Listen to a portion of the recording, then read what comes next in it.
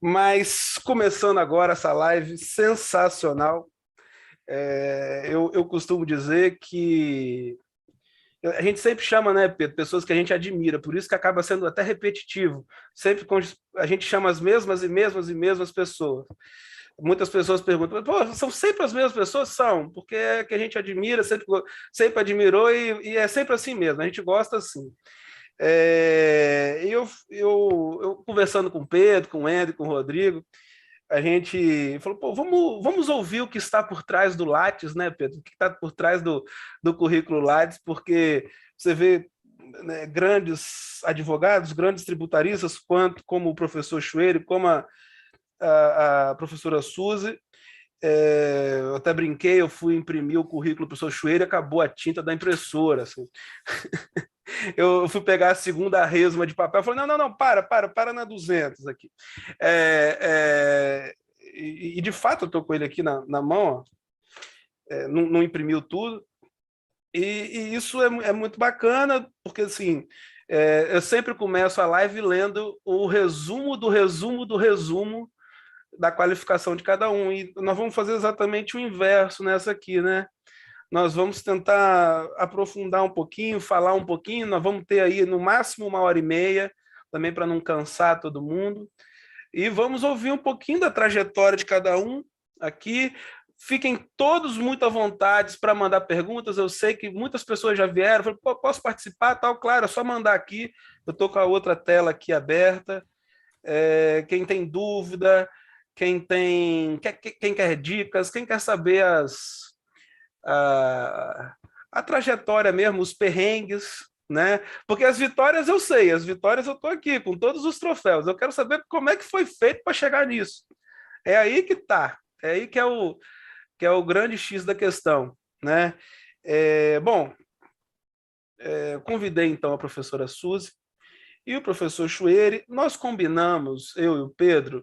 O Pedro, como são currículos muito extensos, tal, o Pedro ficou com o currículo da professora Suzy, que ele vai apresentar, e eu fiquei com o currículo do professor Chueire para apresentar.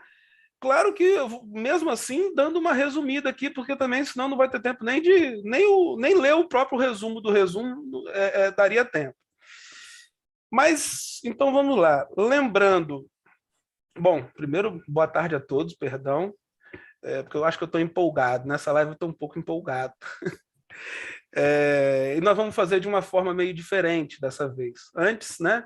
As outras, cada um fala um tempo e no final o debate. Dessa vez, nós vamos batendo um papo aqui bem livre mesmo, bem descontraído. À medida que forem chegando as perguntas, a gente vai passando. Quem quiser falar, fica à vontade, não tem tempo definido, não tem tempo de apresentação. É algo mais tranquilo, mais um bate-papo mesmo. Bom, como ficou para mim falar em relação ao professor Chueire, e eu acho, né, Pedro? Acho não, tenho certeza. Nós sempre damos primeiro a voz às mulheres primeiro, né, Pedro? E como Sim, você ficou na parte do falar do currículo da professora, eu acho que você podia falar, né, tá fazer a bom. apresentação da professora Suzy, já dirigir alguma pergunta e as perguntas vão ser, de certa forma, próximas, né? Claro Isso, que com as particularidades de cada um, mas pelo menos essa parte inicial, acho que seriam perguntas parecidas, né, Pedro? Então, por isso mesmo. gentileza. Tá bom. Obrigado, João, né? Bem-vindo, a professora Suzy, professor Chueire. É uma honra estar aqui com dois grandes nomes, né, do direito tributário. E realmente, João, a gente estava pensando em fazer uma mudança esse ano, né, no estilo de lives que a gente fez, e essa é a primeira, no qual a gente trouxe dois grandes nomes para contar um pouco da sua história, sua trajetória profissional, porque quem vê hoje o professor Chueire, que é um grande nome, um grande pensador do direito, a professora Suzy, né, a grande advogada, também professora, vê, sim, mas vê o ápice da trajetória, mas não viu como eles chegaram até aí, com a dificuldade, né, as lutas, né? Na nossa época não tinha internet, então era muito mais difícil, né? As pesquisas tinham que ser feitas em biblioteca, em livro, aquela coisa toda, e hoje está muito mais fácil para quem está começando. Então, acho que por isso é importante a gente estar convidou os dois para falar sobre isso, né? A professora Suzy, ela é advogada, ela é mestre e doutora em Direito, é professora, né, em vários cursos de pós-graduação, mestrado, doutorado, participa de várias bancas de doutorado e mestrado, é autora de livros, foi vice-presidente do CARF, né, num período muito conturbado, né, que a gente sofreu bastante pressão por parte, né, de ex-procuradores aí, então ela viveu um momento muito conturbado do CARF e brilhantemente defendeu os direitos dos contribuintes, né? Então é uma honra tê-la aqui como nossa convidada para poder falar, né? Então, acho que para iniciar, né, João, acho nada mais interessante do que falar um pouco do início de carreira, né? Como é que foi o início, contar um pouquinho da trajetória profissional da professora Suzy. Bem-vinda, Suzy. Boa tarde a todos, meu querido Pedro, João Paulo, eu agradeço muito o convite, meu admirado professor Luiz Chueri, que eu tanto gosto, admiro, adoro partilhar mesas, acho que hoje a gente vai conversar bastante. O professor Chueri faz parte da minha história, né, porque ele fez parte da minha banca de doutorado. Oh! Mas depois eu vou contar, ele judiou de mim. Mas eu acho assim, eu tenho 33 anos de formada, né, eu faço 33 anos da colação de grau semana que vem, então é bastante tempo, e realmente eu acho que é importante, muitas vezes, a gente falar das dificuldades e de todos os degraus que nós tivemos que escalar para chegar num momento de carreira que também não é tranquilo, né? Porque quem está divulgando sabe que a luta é diária, os perrengues são diários. Eu sou nascida em São Paulo, mas moro há muitos anos em Campinas. Eu fiz Direito na PUC de Campinas. Eu fiz Direito no período noturno, porque eu trabalhava durante o dia. Então, aí começa já uma primeira dificuldade, né? Porque quando você faz a faculdade no período noturno e trabalha durante o dia, eu fiz estágio, mas eu também trabalhei, né? Eu intercalei as duas coisas, porque eu precisava do dinheiro, né? Então, eu acho que esse é um elemento importante. Então, eu não venho de uma família rica, e eu precisava, naquele momento em específico, muito do trabalho e do dinheiro que eu recebia para poder, né, ter uma vida um pouco melhor, até comprar os livros e tudo mais. Mas eu tenho uma lembrança muito boa da faculdade. Eu entrei no ano de 1984, em que havia uma efervescência política muito grande, né? Então, acho que isso fez muito parte desse início de carreira, dessa formação. Eu me formei no ano da Constituição, então, eu não estudei, né, a Constituição, a gente estudou em algumas matérias o anteprojeto da Constituição, e era uma efervescência realmente muito grande. Eu participei de Direta Já, qualquer motivo era um motivo para a gente fazer um discurso, e fui representante de classe, participei de várias eleições de diretório acadêmico, eram acirradíssimas as eleições aqui na PUC de Campinas, direita, esquerda, né? E então eu já queria muito ser professora, até antes de fazer direito eu queria ser professora. E meu pai, que era advogado, teve um momento que ele foi empresário, foi nesse momento que a gente teve muita dificuldade financeira, ele falava assim: não, mas você pode ser professora de direito, né?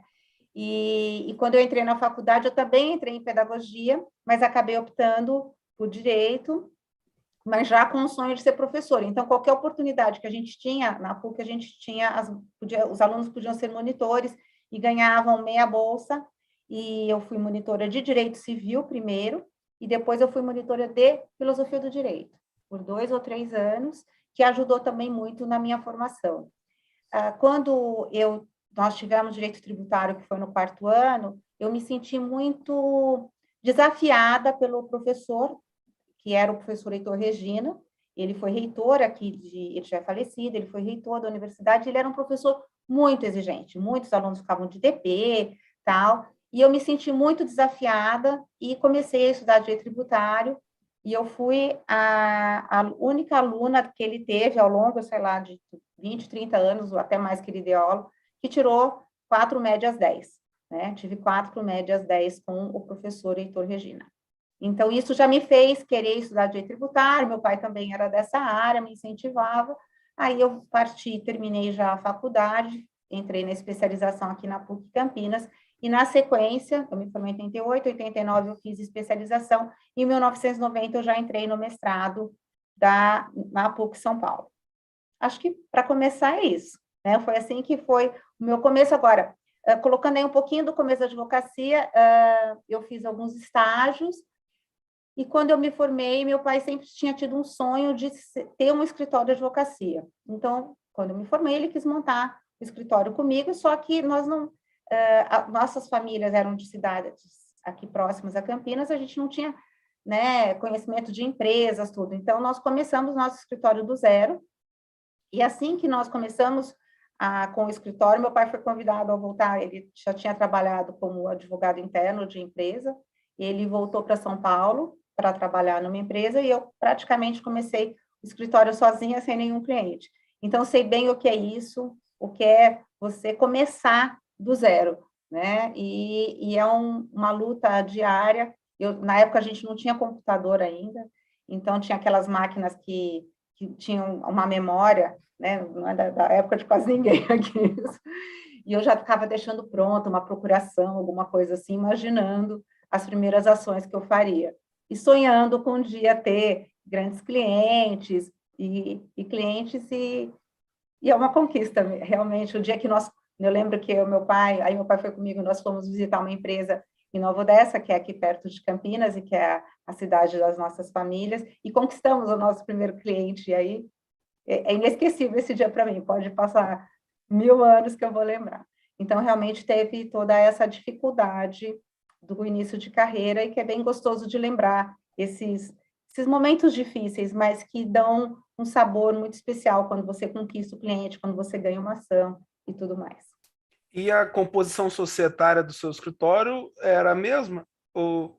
Não, foi mudando, porque, na verdade, ficou meu pai e eu como sócios, só que meu pai, mesmo ficando em São Paulo, continuou como meu sócio, mas eu me formei, isso foi em 88, 89, e meu pai faleceu em 95. Meu pai faleceu muito cedo, ele tinha 65 anos. Nossa. E ele teve um câncer e faleceu. Aí eu fiquei como sócia uma outra advogada, e depois que veio, que eu tenho uma irmã gêmea que fez direito 10 anos depois de mim, né? Ela primeiro fez fisioterapia. E aí que nós formamos, eu e ela, depois a formação que nós temos atualmente. Não foi a mesma. E, inclusive, na época, quando meu pai faleceu, eu tive que iniciar outro escritório, porque não tinha no contrato social, como ele era muito novo, não pensava nisso ainda, aquela previsão de que poderia continuar a sociedade e tal. Entendi. Professor Chueiro, eu sei que o senhor é formado também em administração pública pela Fundação Getúlio Vargas, 1986, né? É a sua primeira graduação, certo? E depois em Direito pela USP, 1987, com mestrado em Munique em 92, certo? O senhor saiu direto da graduação para o mestrado. Conta um pouquinho para a gente, por favor. Boa tarde a todos. Boa tarde. Olha, minha vontade era de continuar ouvindo a Suzy aqui, que eu estou impressionado. Na verdade, o primeiro choque é ela dizer que é formada em 88. Eu não sabia que admitiam adolescentes na PUC. Em São Paulo não acontecia isso. Em São Paulo o pessoal tinha que ter alguma idade. E a Suzy acaba de mostrar que a PUC, pelo visto, era mais liberal, a pessoa saía do primário para a faculdade direto. Então, que coisa bonita, Suzy. Bom, enfim. Sim, João Paulo, na verdade eu fiz os dois cursos juntos, por isso que 86 e 87 é porque a administração tem 4 anos e direito tem 5 anos. Então, é um perfil... assim, é aquela história, para ser muito sincero, João Paulo, quando eu fui prestar vestibular, etc., eu não achava que eu ia fazer direito de cara. Eu tinha em casa, o meu pai, diferentemente da história da Suzy, meu pai é empresário, né? Meu pai tinha uma fábrica de linha de costura, e desde pequeno eu ia para a fábrica, assim, nas férias eu ficava lá mandando correspondência para o exterior, aprendi a datilografar na fábrica, sabe? Só que a minha visão era assim, sempre era uma visão dessas. E, assim, eu acreditava que iria para a área empresarial, na verdade. Eu cheguei a pensar em muita engenharia, mas eu me lembro quando eu fiz um teste vocacional, achando que eu devia fazer engenharia. Eu me lembro da examinadora perguntando, mas por que você não quer fazer direito? O que você tem contra o direito? E porque eu não cogitava a hipótese de fazer direito naquela época, uma coisa assim, estava de outro mundo, até porque, assim, o meu pai, por ser empresário, vivenciou situações bastante difíceis com advogados. Então, assim, as histórias que ele contava de advogados não eram exatamente aquelas histórias agradáveis, de admiração. Era daquela assim, falava muito mal. Ele dizia que dos colegas dele do Colégio São Luís, os que menos estudavam iam fazer direito, porque não precisava estudar. Quem estudava mesmo fazia engenharia, como ele fez. Ele dizia, não, assim, direito é para os outros. Então, imagina aquela carga do preconceito, do não direito, etc. O que, é claro, havia um certo conflito, porque do meu lado materno, a família da minha mãe, sim, ela é muito voltada, uma das famílias tradicionais de São Paulo, da área do direito, é a família Costa Manso, minha mãe é Costa Manso. Então, você tem toda uma tradição do lado materno, e meu pai no contra-contra. Mas meu pai era forte no contra, mais forte que minha mãe no sentido da discussão. Então, não cogitava essa hipótese. Então, acabou sendo assim, bom, vou fazer administração. Aí, na época, Getúlio Vargas era o que havia. GV era o curso, assim, não havia discussão qual era o melhor curso que havia, que era administração. E da administração havia dois cursos, administração de empresas e administração pública, que até hoje tem na GV. Hoje, o curso de administração pública realmente é um curso de gestão pública. Na minha época, a administração pública era muito parecida com a administração de empresas, em termos assim, de currículo. A diferença era muito pequena, mas tinha duas grandes diferenças. Em empresas, o curso com a mesma carga horária era período integral, 2 aulas de manhã, 3 à tarde, coisa parecida. As más línguas diziam que era um modo de eles poderem cobrar mais, eles faziam curso integral. Isso eram as más línguas. E pública era das 8 à 1 da tarde, era meio período certinho. Elemento importante. E segundo elemento que ninguém despreza, a administração pública, que tinha só 50 vagas, era financiada pelo Estado de São Paulo, ou seja, era gratuito. E empresas GV eram dos cursos mais caros que havia em São Paulo. Então, o que você fala numa das? Vamos fazer administração pública e pronto, mas nunca pensando. Naquela época não havia mínima na minha cabeça, vou ser administrador público. Quem olha assim, não, o Schwerer previu, porque ele vai estudar administração pública, vai saber orçamento, e como tributarista isso seria importante. Mentira.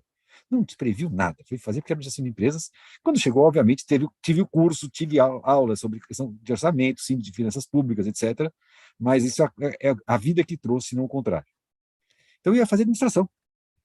E eu me lembro, assim, eu me lembro de eu sentar na sala conversando com meu pai e quase pedindo desculpas pelo fato de que eu iria também prestar direito.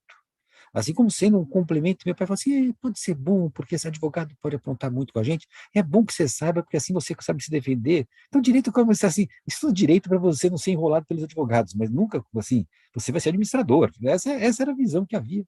E assim entrei. E na época entrei nas duas. Na GV até entrei com. Não foi assim como a Suzy, essa aluna brilhante, que foi muito bem.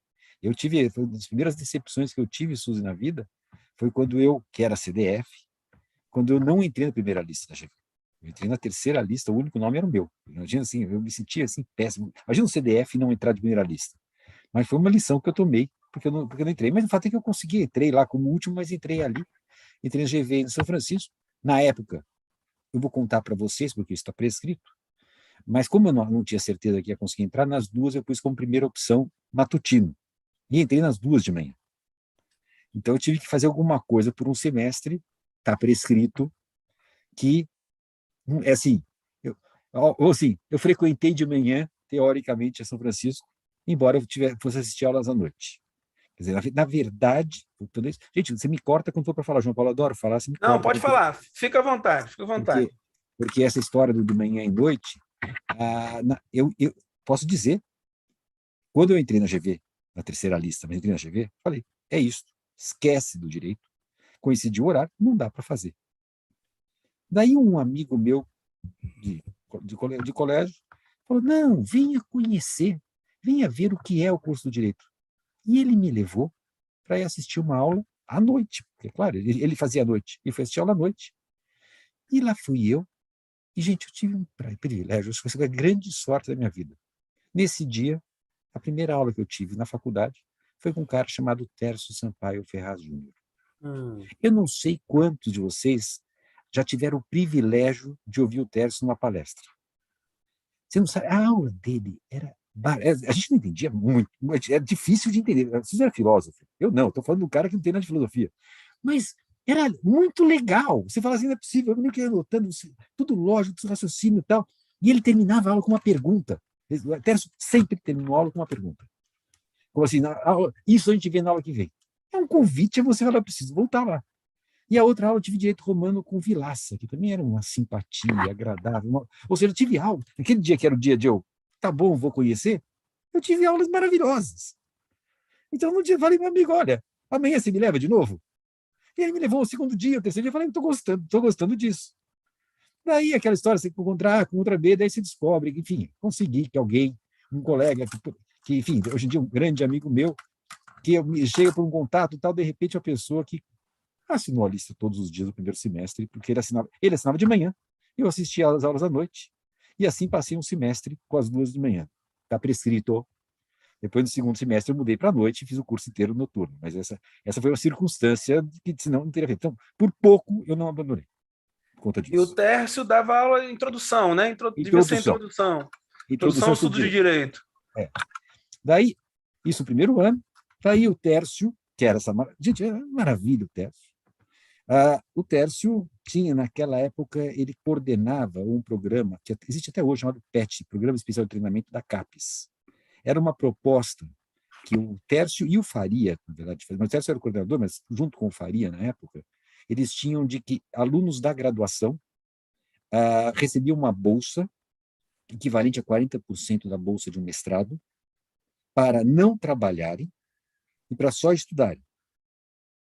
E teriam aulas, assim, a ideia dele, o conceito deles era, o pessoal vai para a pós-graduação sem preparo, sem base. Eles vão lá achando que é especialização. Então, vamos selecionar 5 alunos por ano, e esses 5 alunos vão ser bolsistas na graduação com um preparo com o seu mestrado. Basta dizer que eu tinha toda segunda-feira, na hora do almoço, éramos 5 e o Tércio, íamos ler, aí a Suzy vai sorrir, íamos ler Hans Kelsen. E eu lembro, até menino da admiração, o Tércio, a gente estava lendo aquela edição portuguesa, e o Tércio com a edição alemã. E às vezes até fala assim, como é que isso aqui está traduzido e tal? Que ele ia fazendo aula, e o Tércio. É assim, você lia todos os textos do Hans Kelsen, que ele mandava, toda coisa, lia, achava que tinha entendido tudo. Quando você ouvia a aula do Tércio, ele tinha lido uma coisa que não tinha nada a ver com o que você tinha lido no livro, tinha muito mais que você não tinha nem percebido. E aos sábados de manhã era o Faria dando sociologia jurídica também, com textos maravilhosos. Então, esse meu segundo ano era uma carga. Eu tinha 200 páginas de leitura por semana, no segundo, terceiro ano, com essa história de pet caps, assim, forçando. E lá eles não perguntavam para você se você lia italiano, por exemplo. Nunca alguém me falou assim, você lê italiano? Na CAPES, no PET, era simplesmente, ó, lê tal texto e tal. E eu não tive a chance de dizer que eu não sabia italiano. Eu tive que ler o italiano, porque, afinal de contas, eu não tinha direito de ler italiano, não tinha de ler francês. Aprendeu nesse meio caminho, na marra. Aprendi lendo, ninguém me perguntou. Traduzindo quando te perguntam, espanhol, você tem uma chance de dizer que você não entende. Mas quando não te perguntam, você simplesmente tem que entender, porque você não vai fazer feio. Você não vai chegar naquele grupinho pequenininho e dizer que você não leu porque você não sabe italiano. Mas então, você já lia o alemão nessa época, professor? Na graduação? Eu comecei a estudar alemão com aulas particulares já na adolescência. Com 13 anos eu comecei o alemão. Então já tinha uma noção. Você está falando com uma pessoa, João, que sempre gostou de língua estrangeira. Eu me lembro assim, eu era um cara que, quando eu estudei francês, eu logo aprendi o francês. Eu me lembro de cena, eu com um amigo meu, de estar assim na praia, vendo um turista, escondi meu relógio para poder perguntar para o camarada que horas eram, só para ele responder com sotaque francês, para eu ter uma chance de bater papo e conversar em francês com o camarada. Eu sempre adorei língua estrangeira. E esse meu amigo foi aprender alemão.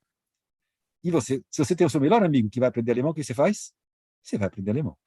Então, eu comecei a aprender alemão por conta disso. Entendeu? Então, sim, na faculdade eu já tinha uma noção de alemão básica, muito básica, mas tinha sim. Alguma coisa do alemão. Era B1, mais ou menos, um B1. Assim. No final já era. No final, sim. Quando eu fui para a Alemanha, já. Naquela época eu não sei se era, mas, enfim, fui tendo alemão, com alemão básico e tal, e com esse detalhe, que eu não posso negar, eu tenho facilidade para a língua. Tem gente que tem facilidade, eu tenho facilidade, pronto. Para mim não foi uma coisa terrível aprender. Difícil, mas juntou isso sim. Bom, Entendi. daí, segundo e terceiro, e por isso já posso dizer que, diferentemente da Suzy, eu não trabalhava. Eu tinha aula de manhã, à tarde tinha que ficar lendo aqueles textos, 200 páginas por semana, não é pouca porcaria. E a GV, gente, a GV era, enquanto a São Francisco, era São Francisco, era aquela história que você estuda, com mais ou menos. A GV era sério. A GV você tinha que rachar de estudar mesmo. Então, o resultado, assim, aula de manhã, aula de noite, não tinha chance de outra coisa, senão ficar o tempo estudante profissional. Fui estudante profissional até o meu quarto ano. Até o quarto ano eu não trabalhei, não cogitava trabalhar por conta disso. Bom, daí você vai perguntar assim, bom, e daí? Bom, por conta do Tércio, culpa do Tércio dessa história toda, eu não preciso dizer para vocês que no meu segundo, terceiro ano, já sabia que a GV ia ser um diploma que eu ia pendurar na parede e não ter muito mais. Eu queria saber, ou seja, eu queria ir para o direito, que área que você vai? Ainda cheguei a cogitar muito, muito, que foi a última chance da administração, trabalhar com recursos humanos. Porque eu tinha direito de trabalho, tive o Amauri como professor na faculdade, que é bárbaro professor de trabalho, tinha o Serson na GV, que era muito bom, questões trabalhistas. Então, eu posso dizer, eu no meu terceiro ano na faculdade, não tinha dúvida, eu ia para a área do trabalho. Eu ia ser, assim, chefe de RH, trabalhar com RH, eu gostava disso, gostava de recrutamento, seleção, direitos trabalhistas. Eu entendi, eu era capaz de fazer cálculo de hora extra. Fazer mesmo, assim. Nossa. Era uma coisa assim, para mim era uma coisa. Sabe aquela história de vocês, direito trabalhista, rescisão, como é que fazia? Eu sabia fazer tudo, eu gostava disso. Daí, quando estava no terceiro ano, já nessa linha, uma colega minha da GV, ela comenta comigo, ela me pergunta por que eu não ia conhecer o padrinho dela. Não sei o que tal, meu padrinho é professor da faculdade, tal, ele é da área de direito tributário. Vai conversar com ele, ele adora receber aluno, por que você não vai? Bom, para resumir, ela era filhada do Rui Barbosa Nogueira. Oh.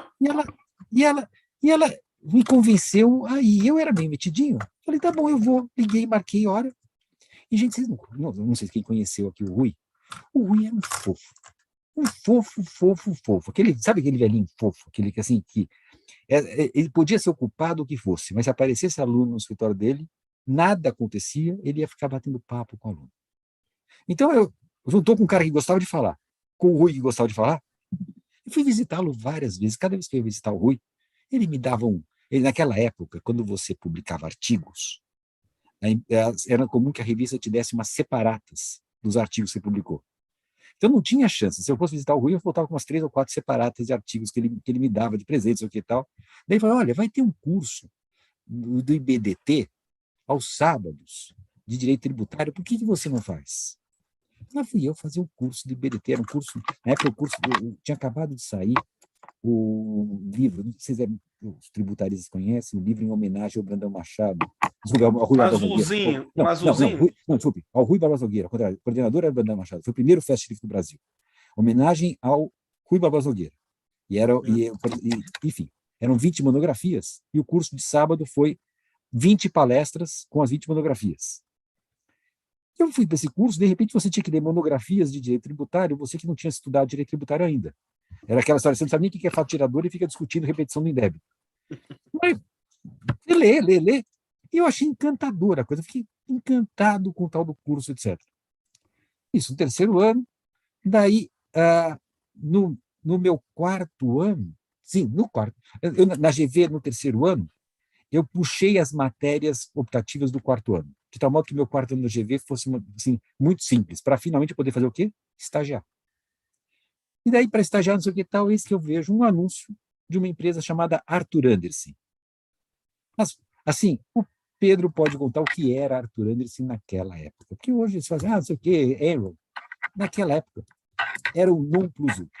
Arthur Andersen era a maior empresa de auditoria do mundo. A Price era maior no Brasil e a Arthur era a maior do mundo.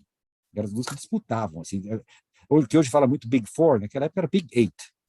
E das Big Eight, quem brigava mesmo era Arthur Andersen e Price. E lá fui eu para... E daí, na Arthur Andersen, eu vi o anúncio, me candidatei, só que o detalhe é o seguinte, era período integral. E eu não podia atuar em período integral, porque eu tinha as 2 faculdades ainda. Então, não conseguia entrar no processo regular. Mas daí, naquela época, eu já era meio metidinho. Eu comecei a ficar ligando. Uma hora eu ligo para lá, e a secretária, a pessoa fala assim, como é que você soube? Como é que eu soube? Acontece que o Head of Division de Tax, Arthur Anderson, era formado na GV. E ele não se conformava com o fato de que alunos da GV não entrassem na Arthur Anderson por conta do período integral. Então, ele abriu 2 vagas para meio período, para ter uma chance de pegar alunos da GV. E eu peguei uma dessas vagas, ou seja, eu não entrei porque era de direito, entrei porque era de administração. E virei estagiário no 4º ano da Arthur Anderson. E me encontrei, lá me dei muito bem. Eu lembro que na entrevista eu peguei um cara, vocês conhecem o Braga, que foi do pessoal do Marafon, Braga e Marafon, enfim, Valdir Luiz Braga. Cara fantástico. Eu me lembro que o Braga, outro que tinha acabado de fazer um mestrado com o Roque, Suzy. E o Braga me chega na entrevista e fala todo assim, não, porque eu fui aprovado muito bem, o professor Roque falou que nunca viu alguém tão kelseniano quanto eu, a perfeição, sabe assim, bem Braga dele. A gente conversa, e eu falei que eu era metidinho, né? Daí a pouco ele fala, não sei o que ele falou, eu falei, Kelsen nunca diria isso, por tal e tal e tal razão. O Braga me conta que ele me aprovou por isso, ele falou, olha, um cara que na entrevista contesta o entrevistador, ou é um louco ou é bom. E eu resolvi arriscar. E esse Braga me adotou, me ensinou como é que faz consultoria, me ensinou assim, como é que faz uma consulta, como é que procura o parecer normativo, naquela que tinha parecer normativo, mas aprendi muito ele, fiz muita consultoria, e Arthur Anderson foi uma grande escola para mim. Fiquei lá bastante tempo, então, diferente da Suzy, que começou com o escritório, eu comecei com auditoria, comecei aprendendo lá essa parte, eu fui aprender contabilidade também lá, Pedro, porque embora a GV tivesse contabilidade, e a gente achasse que soubesse alguma coisa, pô, eu sabia. Daí, quando eu estava na Arthur Anderson, me lembro uma vez eu fui para um cliente, eu já ia virar sênior, e até então, por conta da minha capacidade que eu tinha, eu era bom de escrever, então ninguém me mandava para campo, eu ficava fazendo tudo em consultoria, a parte de consultoria mesmo, legal opinion, quem fazia era eu. Mas eu falei assim, você não pode virar sênior sem ir para campo, sem aprender contabilidade, etc. Então, eu me lembro que jogaram para campo com um sênior na época, vamos lembrar, naquela época, bullying, essas coisas não eram proibidos, ou seja, havia mesmo, você era castigado mesmo. E eu me lembro que um sênior chegou para mim, ele me viu trabalhando, isso aqui tal, falou assim, não sei o que eu falo de contabilidade, eu falei assim, você pensa que você sabe contabilidade? Eu falei, é claro, isso é GV, né? Ele falou, então faz o seguinte, resolve isso aqui para mim, à tarde eu vou olhar, vamos ver que você vai resolver isso aqui. Obviamente, eu não conseguia nem começar o trabalho, né? Ele olhou para mim e falou assim, escuta, você é burro, você não sabe nada, você não tem nada, você não presta, não sei como é que você chegou assim. Daí para baixo, me colocou no meu lugar, como o que hoje daria processo, naquela época era exatamente o que fazia. Mas ele continuou, mas comigo você vai aprender. Senta aqui agora e vamos fazer isso. Ou seja, esquece tudo e aprenda comigo. Eu aprendi contabilidade na França, com seniors, etc. Lá eu fui aprender contabilidade mesmo, entender o que era essa história, por conta da França. Foi um grande início para mim essa empresa. Daí, só para chegar ao ponto da Suzy em termos de... sim, só para dizer, durante a Arthur Anderson eu me formei, nas duas, né, na GV e depois na São Francisco, e por conta do contato que eu tinha com o Rui, do meu 5º ano de Direito, que eu me formei na GV, mas eu tinha um 5º ano. Eu entrei já no mestrado de Direito, embora eu fosse 5º ano. Eu entrei como aluno especial. Havia uma categoria aluno especial naquela época, era alguém que fosse formado em outro curso que não Direito e quisesse fazer uma matéria.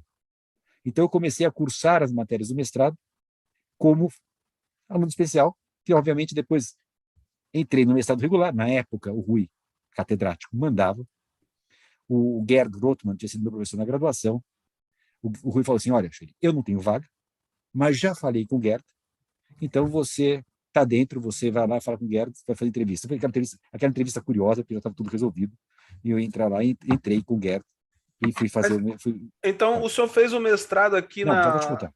Tá. Calma, eu entrei no mestrado, mas, tá. só para dizer isso, só para responder essa pergunta, daí, conversando com o Gerd, a gente se conversou em converter para o doutorado. Então, eu entrei como mestrado, mas depois que eu entrei no mestrado regularmente, eu converti para o doutorado direto. E por isso a Entendi. pergunta, enquanto fazia o doutorado direto, a história da Alemanha, o Rui falou, você tem que ir para a Alemanha. Você fala alemão, você tem que ir para a Alemanha. O Gerd, alemão. Então, não havia dúvida. E eu queria mexer com tributação internacional, que era uma coisa que não existia, e o número um do Papa se chamava Klaus Vogel. Fogel. E o Rui, gente, eu tenho alguns contatos internacionais, claro que tem. Mas eu tenho numa era da internet, numa era atual. Eu estou falando numa época da década de 80, o Rui era amigo do Klaus Vogel, como do tipo, amigo de jantar na casa deles. Então o Rui manda uma carta para o Vogel, dizendo, Vogel, recebe esse meu menino. Eu nem que eu mandei um projeto de tese naquela época, absurdo. Qualquer pessoa razoável diria, esse cara não tem mínima noção, não tinha mesmo, mínima noção do que é isso. Mas o Vogel, com aquela boa educação, falou assim, não, precisaríamos conversar um pouco, venha, muito bem-vindo aqui, depois a gente conversa um pouco. Então eu fui lá fazer o que a gente chama de sanduíche, eu fui fazer a pesquisa para o meu doutorado. Quando eu estava lá, João, para responder, abriram um mestrado lá, e eu aproveitei e fiz um mestrado, só para falar assim, estou aqui mesmo, e fiz o tal do mestrado. Mas, assim, enquanto eu tinha um doutorado, no meio do doutorado eu fiz um mestrado alemão. Isso que explica a coisa, tá? Só para entender esse ponto. Entendi. Bom, só para chegar ao ponto da carreira, que vai bater com a vida da Alemanha, que depois da Arthur Andersen, tinha um gerente da Arthur Andersen que era alemão, que tinha contatos com alemães, e esse gerente saiu da Arthur Andersen e foi trabalhar no Matos Filho, foi ser sócio do Matos Filho. Na época se chamava Matos Filho e Suchodolski, o Robert Seibold. E o Robert Seibold, que me adorava na Arthur Andersen, afinal de contas, tinha alguém na Arthur Andersen que falava alemão, me convenceu a sair da Arthur Andersen para ir trabalhar com ele no Matos Filho e Suchodolski. Daí eu fui para a área do direito mesmo, trabalhar no direito. E foi do Matos Filho que eu saí para ir para a Alemanha. Acho que eu cheguei no mesmo nível agora que a Suzy, portanto, começo de carreira. Então, você veja, eu fui empregado da Arthur Andersen e depois empregado do Matos Filho. Só uma pergunta aqui antes da gente continuar. O que você fez com esse projeto? Não serviu para nada, jogou fora, né? Ou você seguiu nesse projeto? Era um lixo, era uma porcaria. Eu não tinha nem noção do que era trade shopping, o que era planejamento. Não, eu aprendi lá. Quando eu cheguei lá, o Vogel tinha um braço direito dele, o Rainer Prock, hoje um grande amigo meu, e esse Rainer falou, olha, para começar, leia isso, leia aquilo, me deu aqueles textos para eu entender o que era tributação internacional, para eu entender o que era acordo de tributação, coisas que eu não tinha nem noção. Eu realmente comecei do zero lá na tese. Projeto, esquece. Ô, Suzy... Desculpa, só detalhe, só de terminar. Não só. Na Alemanha eu comecei do zero, e eu posso afirmar uma coisa. Na Alemanha, eu me tornei um acadêmico. Você aprendeu a estudar na Alemanha? Assim? Antes, tudo que eu tinha feito, o meu perfil, posso falar com toda clareza. Mas por quê? Eu era um carreirista que queria fazer pós-graduação porque achava que era fácil, tranquilo, ter um título, mas era uma questão profissional. Eu não tinha noção do que era ser um acadêmico. Ficar estudando por estudar, por aprender. João Paulo tinha muita facilidade com o direito. Quem tem facilidade acaba, vai tranquilo, tal. Então, ou seja, fazia os créditos com muita facilidade. Mas é que eu estudava, porque eu aprendia, que eu tinha amor pelo direito, no sentido amor. Ou seja, essa visão, que hoje se fala assim, o cara rígido, acadêmico, não sei o que tal, fiquei rígido. Muito para quando aparecem aqueles outros que têm o perfil que eu tinha, o perfil daqueles que não querem, sabe, que isso aqui, eu tiro de lá e falo assim, você não entendeu, tem que ser acadêmico. Ou seja, a Alemanha me fez acadêmico. Eu voltei um cara muito distinto nesse ponto. Pô, que bacana. Você consegue resumir para a gente o que é ser um acadêmico de verdade, ao estilo alemão? Resumidamente, assim, em alguns poucos minutos. Não, é o estilo que hoje nós temos bastante aqui no Brasil. Hoje eu vejo os estudantes que eu tenho são muito diferentes do que eu era como estudante. Ou seja, o acadêmico gosta, tem curiosidade, não se satisfaz com resposta rápida, não fica satisfeito de não ir a fundo naquela pergunta. Ou seja, sabe aquela história? O acadêmico vai atrás. Não, como é isso? Vou atrás da fonte. Descobrir como é que eu cheguei. Para conhecer o Instituto Jurídico, eu preciso saber desde o começo, historicamente, como é que surgiu isso, como é que foi, qual foi a evolução, para conseguir entender o Instituto. O acadêmico, ele pesquisa, ele vai a fundo. Não fica satisfeito. Ah, já entendi. Ao contrário, precisa entender mesmo. Acadêmico a gente conhece, né? Acadêmico é um terço da vida. Brasileiros, estilo alemão acadêmico, terço. Outro, Brandão Machado. Leia um texto do Brandão Machado, você vê o que é um acadêmico. Você vê que o cara esgota a biblioteca sobre um assunto para entender aquele instituto. Isso é o que eu falo, é um padrão muito agradável. E com paixão. Quer dizer, você fazer, eu preciso ler o original, não aceito tradução, não aceito, eu quero ir ao fundo, porque eu sei que a tradução pode me trair naquilo que eu quero saber. E aí eu faço uma pergunta para os dois em relação a isso. É importante conhecer a língua, é importante ir ao original, certo? Para fazer uma academia, vamos dizer assim, correta, bacana. Porque as traduções, elas nos enganam muitas vezes, né, professor? E Suzy? Eu vou continuar nisso depois da Suzy. No meu ponto de vista, você tem duas opções. Se você falar, eu quero estudar o que está na crista da onda, basta inglês. Basta inglês porque os textos mais modernos, mais atuais, as questões atuais, você tem que falar inglês, e com o inglês você se vira. Se vira não, você conhece tudo o que está acontecendo. Então, eu quero fazer uma tese atualíssima sobre o Pillar 1, Pillar 2 da OCDE, a tributação em bases mundiais. Em inglês você se resolve. Mas eu quero estudar alguma coisa no Instituto do Direito Tributário. Sim, você tem que aprender. Porque senão você... Assim, veja, os grandes espanhóis que você conhece, todos falam alemão. Os grandes portugueses que você conhece, todos falam alemão. Alguma coisa tem em comum. Você descobre, peraí, a origem está lá. Então, é assim, aquela sensação, eu não quero chupar pirulito com o plástico. Se você quer o original, eu acho fundamental. É assim, falar a língua. Você tem que ter dom, nem todo mundo tem gente que não consegue, e ótimo. Ler a língua é só uma questão de esforço. É diferente de falar. Ler. E dá para conseguir. E você mata essa dúvida. Eu não sei, para mim foi muito importante. Eu conheço grandes... O Alcides não falava alemão. Até não falava porque o Alcides tem uma explicação. Ele, na sua juventude, ele pegou bem a época da pós-guerra, coisa parecida, guerra, pós-guerra, e que não se falava alemão, não era uma coisa permitida. Então, ele tem uma explicação para isso. E era um baita acadêmico. Então, não posso nem dizer, depois do Alcides, eu fico quieto. Mas eu te falo, eu não conseguiria não ter falado alemão. Foi muito importante para mim. Suzy. Eu concordo com o Chueri, eu acho que você tem que realmente saber na língua. Até me lembro aí, as aulas, eu tive o professor Tércio no mestrado, porque quando ele compara a tradução à interpretação da lei, porque vai aí o elemento confiança. Eu não tive a oportunidade de aprender alemão, né? Realmente não. No mestrado e no doutorado, eu peguei a época que ninguém perguntava se você sabia, né, ler ou traduzir, então tinha textos em italiano, em francês, e a gente tinha que se virar e entender, e aí eu concordo com o Chueri que para ler você conseguiria, mas na PUC eu não me lembro de texto em alemão. Então, é lógico que para ler todos os autores alemães, mas não tinha essa exigência. Eu me lembro muito de textos em inglês, italiano, Celso Antônio adorava os textos em francês, e a gente realmente tinha que se virar e conseguir entender, abrindo os dicionários e se esforçando para entender a língua. E eu acho que esse é um exercício que faz a gente crescer muito, né? Que você se descobre aprendendo e entendendo aquele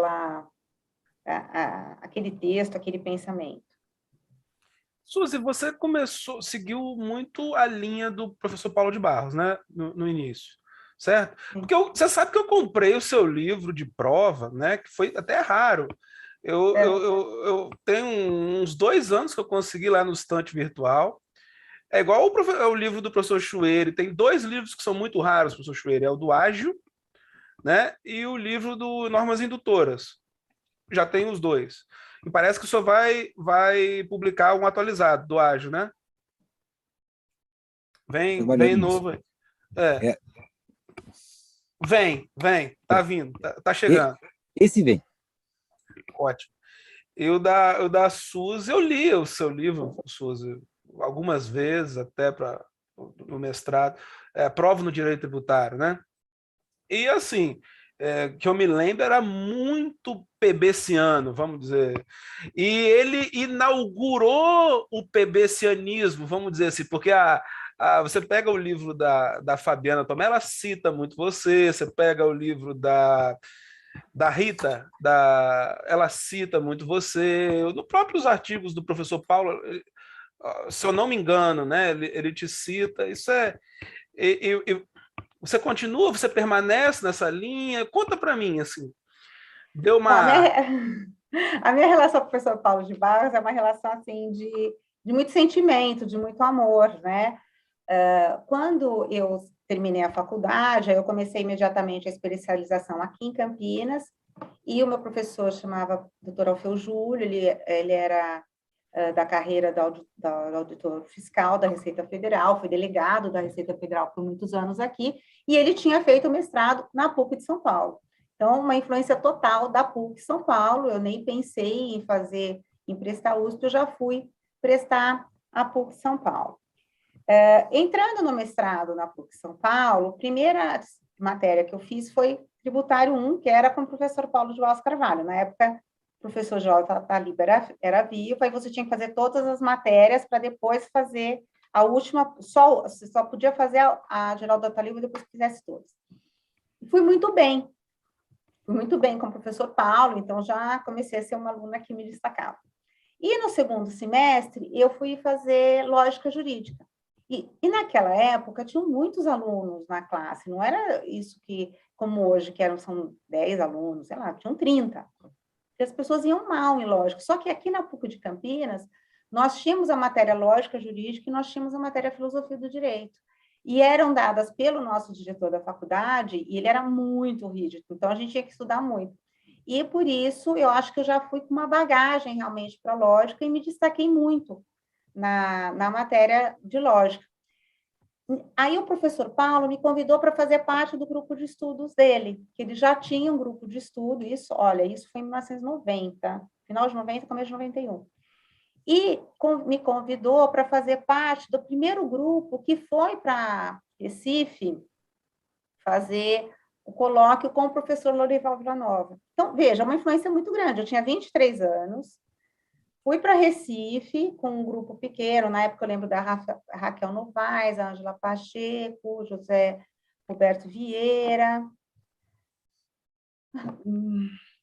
enfim. E nós fomos, até tem a foto, né, nos livros de homenagem ao professor Lorival. Então, para mim, aquilo era uma coisa, assim, maravilhosa, né, linda, né, de estar ouvindo o professor Lorival. Só que eu, diferente do professor Chueri, como eu tinha uma vida, assim, mais corrida, de trabalhar e fazer faculdade à noite, então, nos finais de semana, eu estudava para as provas e fazia os trabalhos, não tinha tanto tempo para todos esses estudos. Então, eu me sentia assim, como é que eu posso falar? Eu me sentia defasada em relação aos demais colegas que faziam parte do grupo de estudo. Eu sempre brinco com a Raquel Novaes, porque eu lá sentadinha na Universidade Federal lá de Pernambuco, em Recife, ouvindo o professor Lorival Villanova, e eu falava, meu Deus, eu não estou entendendo nada, né? E até porque eu estava inaugurando ali no grupo de estudo. E a Raquel Novaes, ela fazia perguntas, ela não só entendia, como ela fazia perguntas que o professor Lorival achava o máximo, né? Então, eu falava, meu Deus, né? Eu brinco com a Raquel que ninguém nunca vai superar a Raquel nesse quesito para mim, porque eu admirava a Raquel, né? De conseguir ter tudo isso. Mas aí eu fui realmente tendo uma relação muito grande com o professor Paulo, porque eu fui fazendo parte do grupo de estudo. Então, eu fui fazendo as outras disciplinas. Então, depois eu fiz matéria com o professor Tércio, fiz constitucional, aí fiz com o professor Celso Antônio Bandeira de Mello, e depois com o professor Geraldo Ataliba. Então, toda essa versão do professor Paulo de Barros, para mim, me pegou muito forte. Só que esse período que eu fiz o mestrado, o professor Paulo não tinha ainda essa questão de fato e evento e essa questão da linguagem jurídica. Não, foi um momento anterior. Tanto que quando eu voltei para fazer, porque aí eu defendi o mestrado, eu falei sobre contribuições e usei um pouco da lógica, tal, mas não era uma coisa tão forte.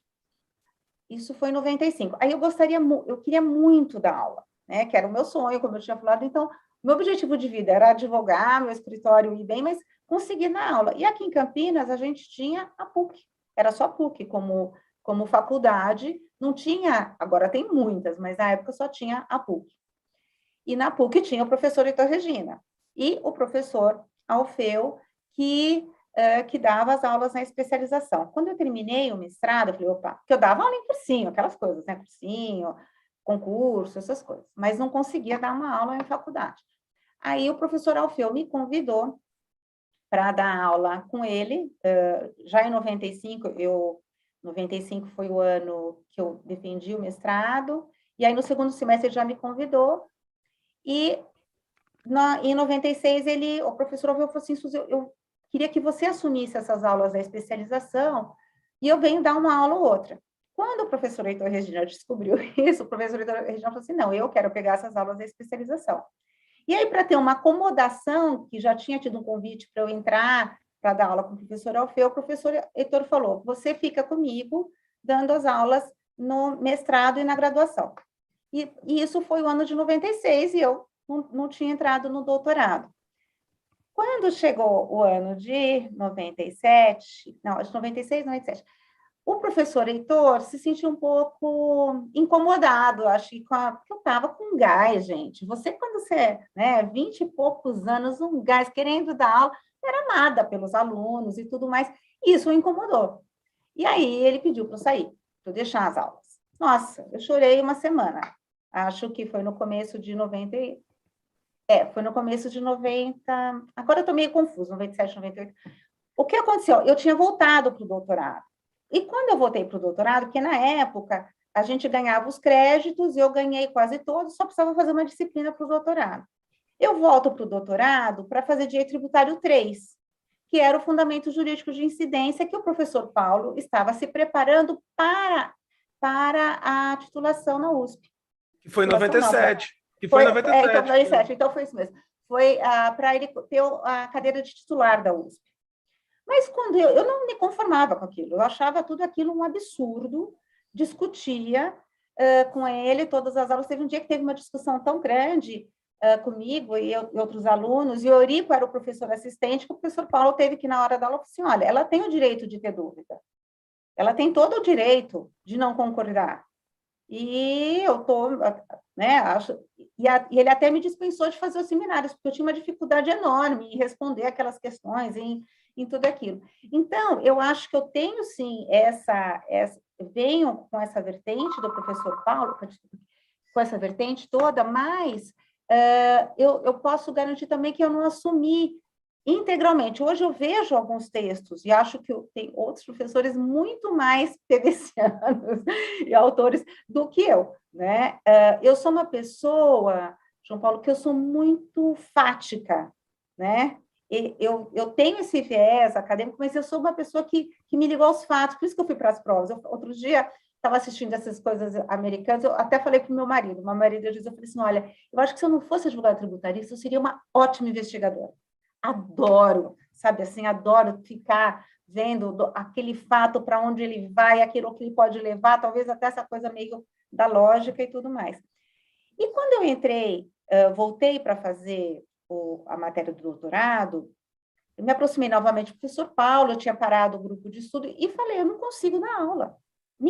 Eu não consigo dar aula, porque o professor Heitor me tirou da PUC. Aí a Unip veio para Campinas. Já tinha começado a Unip, acho que em 95, e vários amigos meus, professores, falaram assim, Suzy, você vai ser professora de Direito Tributário da Unip. Oba, vou conseguir ser professora de Direito Tributário. Quem que foi para dar aula de Direito Tributário na Unip? Professor Heitor Regina e o filho dele. Então, eu não conseguia. Aí o professor Paulo falou assim para mim, Suzy, tem um jeito de você conseguir dar aulas em Campinas, é você ter o título de doutora. Porque ninguém tem, eu fui a primeira aluna da PUC de Campinas de Direito a ter o título de doutor. Sim, as faculdades vão precisar começar a ter doutores, porque estava mudando toda a legislação, então eu não vou te dar prazo, você vai fazer já para o começo de 98, no primeiro semestre, você vai apresentar sua tese de doutorado. Então, ele me obrigou a fazer naquele momento, por isso que eu fui a primeira. eu fiz antes do Eurico, fiz antes do Heleno, tal, então teve esse motivo.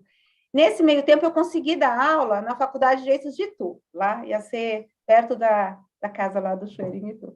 Então, gostava muito, lá tiveram muitos professores, acho que o próprio Geraldo Talib, o Michel Temer, vários deram aula lá, mas lá eu dava aula de Direito Constitucional.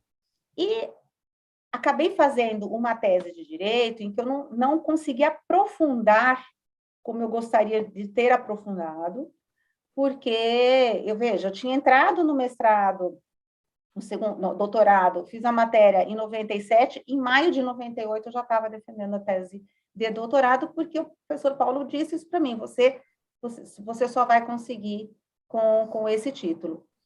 E foi verdade. Eu defendi, acho que no dia 8, 9 de maio, em junho eu já estava contratada pela Unip, no ano seguinte eu voltei a ser contratada pela PUC de Campinas, e aí realmente a minha carreira acadêmica deslanchou, né? Tanto que eu fui coordenadora na primeira vez que teve o curso de mestrado aqui, que era em processo civil, eu cheguei a ser coordenadora por vários anos do curso aqui em Campinas, num ambiente que eram só homens que tinham tido posições de comando aqui na Faculdade de Direito de Campinas, eu também fui a primeira mulher, enfrentei várias coisas, mas eu acho que essa minha ligação toda com o professor Paulo vem dele ter tido nesse momento, sei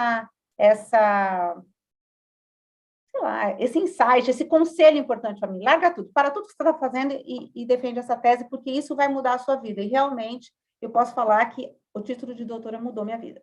Mudou completamente a minha vida, inclusive profissional e como advogada, porque para você ter uma ideia, aqui em Campinas, realmente não tinha não tinha nenhum doutor, né, em direito, a não ser que se tivesse algum da USP.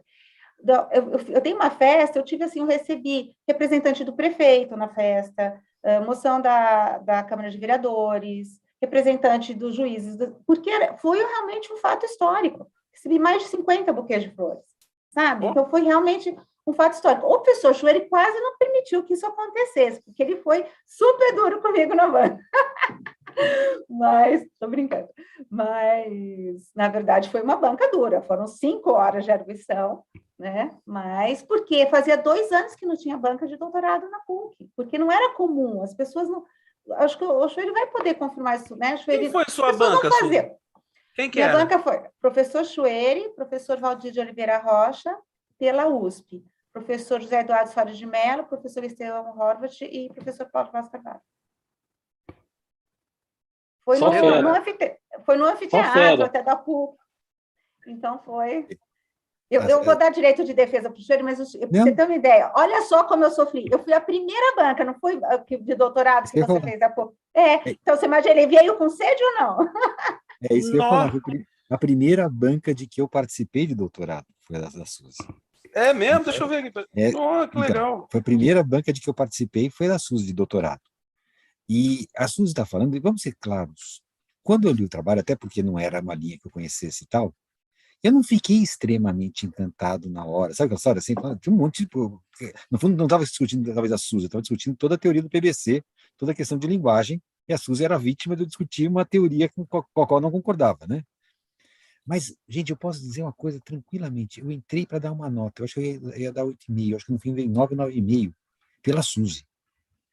O modo como a Suzy fazia a defesa, o modo como ela pegava a coisa, explicava com uma didática brutal. Sabe, Cassora, ela foi muito bem na banca. Uma coisa assim, eu entrei com uma impressão, eu saí encantado com a Suzy. Não é possível como ela conseguiu fazer isso. Mas eu acho que isso, Xeri, foi porque eu estava dando, fazia 1 ou 2 anos, aula de constitucional, e vocês me pegaram muito em conceitos, né? Vocês me perguntaram muitos conceitos, e eu estava com isso muito na minha cabeça, né? E talvez essa didática mesmo, né? Eu me lembro de eu não me conformar de você dizer, eu me lembro que você disse que era isso mesmo, de dizer que se houvesse um fato, que eu sei que existe um fato, mas a prova não foi lícita, não existiu o fato. Essa coisa do PVC, né? Não existe o fato. É um jeito, mas o jeito não foi com uma graça. Era uma coisa chocante. Mas ela não houve o fato, não aconteceu. Eu lembro muito desse debate. Ela foi muito, muito bem. A Suzy tem razão. Imagina, a primeira banca que você faz, você vai forte na coisa. Uma coisa ela pode dizer, porque eu certamente li a tese inteira, não tenho nenhuma pergunta que não fosse... Não, ele chegou com todas as folhas, sabe assim, quando a pessoa vai fechando a folha, você já falei, meu Deus, ele vai fazer 150 Marcando perguntas. tudo. 150 perguntas. Mas assim, a defesa dela, o problema é que a Suzy fez uma defesa que era maravilhosa, impressionante o que a Suzy fez. Ela me ensinou como... A Suzy me ensinou como defender uma tese. Eu digo isso, Suzy, porque um pouco antes, não, algum tempo antes, eu tinha feito a livre docência na faculdade. E no meu conceito, até então, é impressionante, gente, até minha livre docência, eu não tinha participado de nenhuma banca. Eu conhecia só as minhas bancas. Eu achava, assim, eu me lembro quando eu fiz a livre docência, eu enfrentei a banca. Enfrentei no sentido da professora dizer uma coisa, eu ficar quase assim, como o senhor me fala uma coisa? Sabe, no sentido muito... O Eros batia e eu não recebi que a Suzy fez. A Suzy, quando ela recebia alguma coisa, ela tinha um jeito que ela conquistava o examinador. Ou seja, a Suzy me ensinou como se comportar numa banca quando a banca não está feliz com o que você escreveu e você faz de algum jeito que a banca fala assim, adorei. A Suzy encantou. Eu aprendi com a Suzy como me comportar numa banca, do modo como Uma ela defesa fez. apaixonada. Mas é que eu acho que eu sorrio bastante, Chueira. Acho que eu falo sorrindo também. Foi muito. Entendeu? Esse jeito da Suzy era o jeito dela na banca. Vocês imaginam como é que dá. Então, você está contra uma ideia. Ela vai de um jeito, com uma humildade, com algum jeitinho, tal e tal. Você está totalmente lógico, construído. Você não tinha como se opor mais. Ela realmente foi muito bem. Eu fiquei muito feliz no final de aumentar a nota por conta disso. Bacana. E você, Chueira, quero saber da sua banca. Qual foi sua banca, professor? Boa pergunta. Deixa eu tentar lembrar, faz tempo. Olha, com doutorado, o Gerd presidia, o Paulo participou de todas as minhas bancas, quer dizer, só no particular que não, mas ele participou, o Paulo de Barros estava lá, tinha o Paulo Roberto Cabral Nogueira, que era filho do Rui, que faleceu, tinha um economista, Carlos Langoni, que era economista, e o Guido, de internacional, que eu te falo sobre, minha banca foi do Twitter Shopping. A banca foi extremamente gentil comigo no doutorado, e assim, deram notas, a minha pior nota que me deu foi meu orientador, que foi o Gerd Rothman. Porque o Gerd falou, olha, eu falei para ele escrever sobre abuso de tratados. Ele me trouxe uma tese de planejamento fiscal, ou seja, ele queria que eu falasse, onde sim, punindo, eu fui falar, olha, você tem todo o direito. O Gerd tinha escrito a tese dele dizendo que tratados são parte da ordem interna. Eu escrevi dizendo que não são parte da ordem interna, enfim, foi uma linha de monismo, dualismo, etc.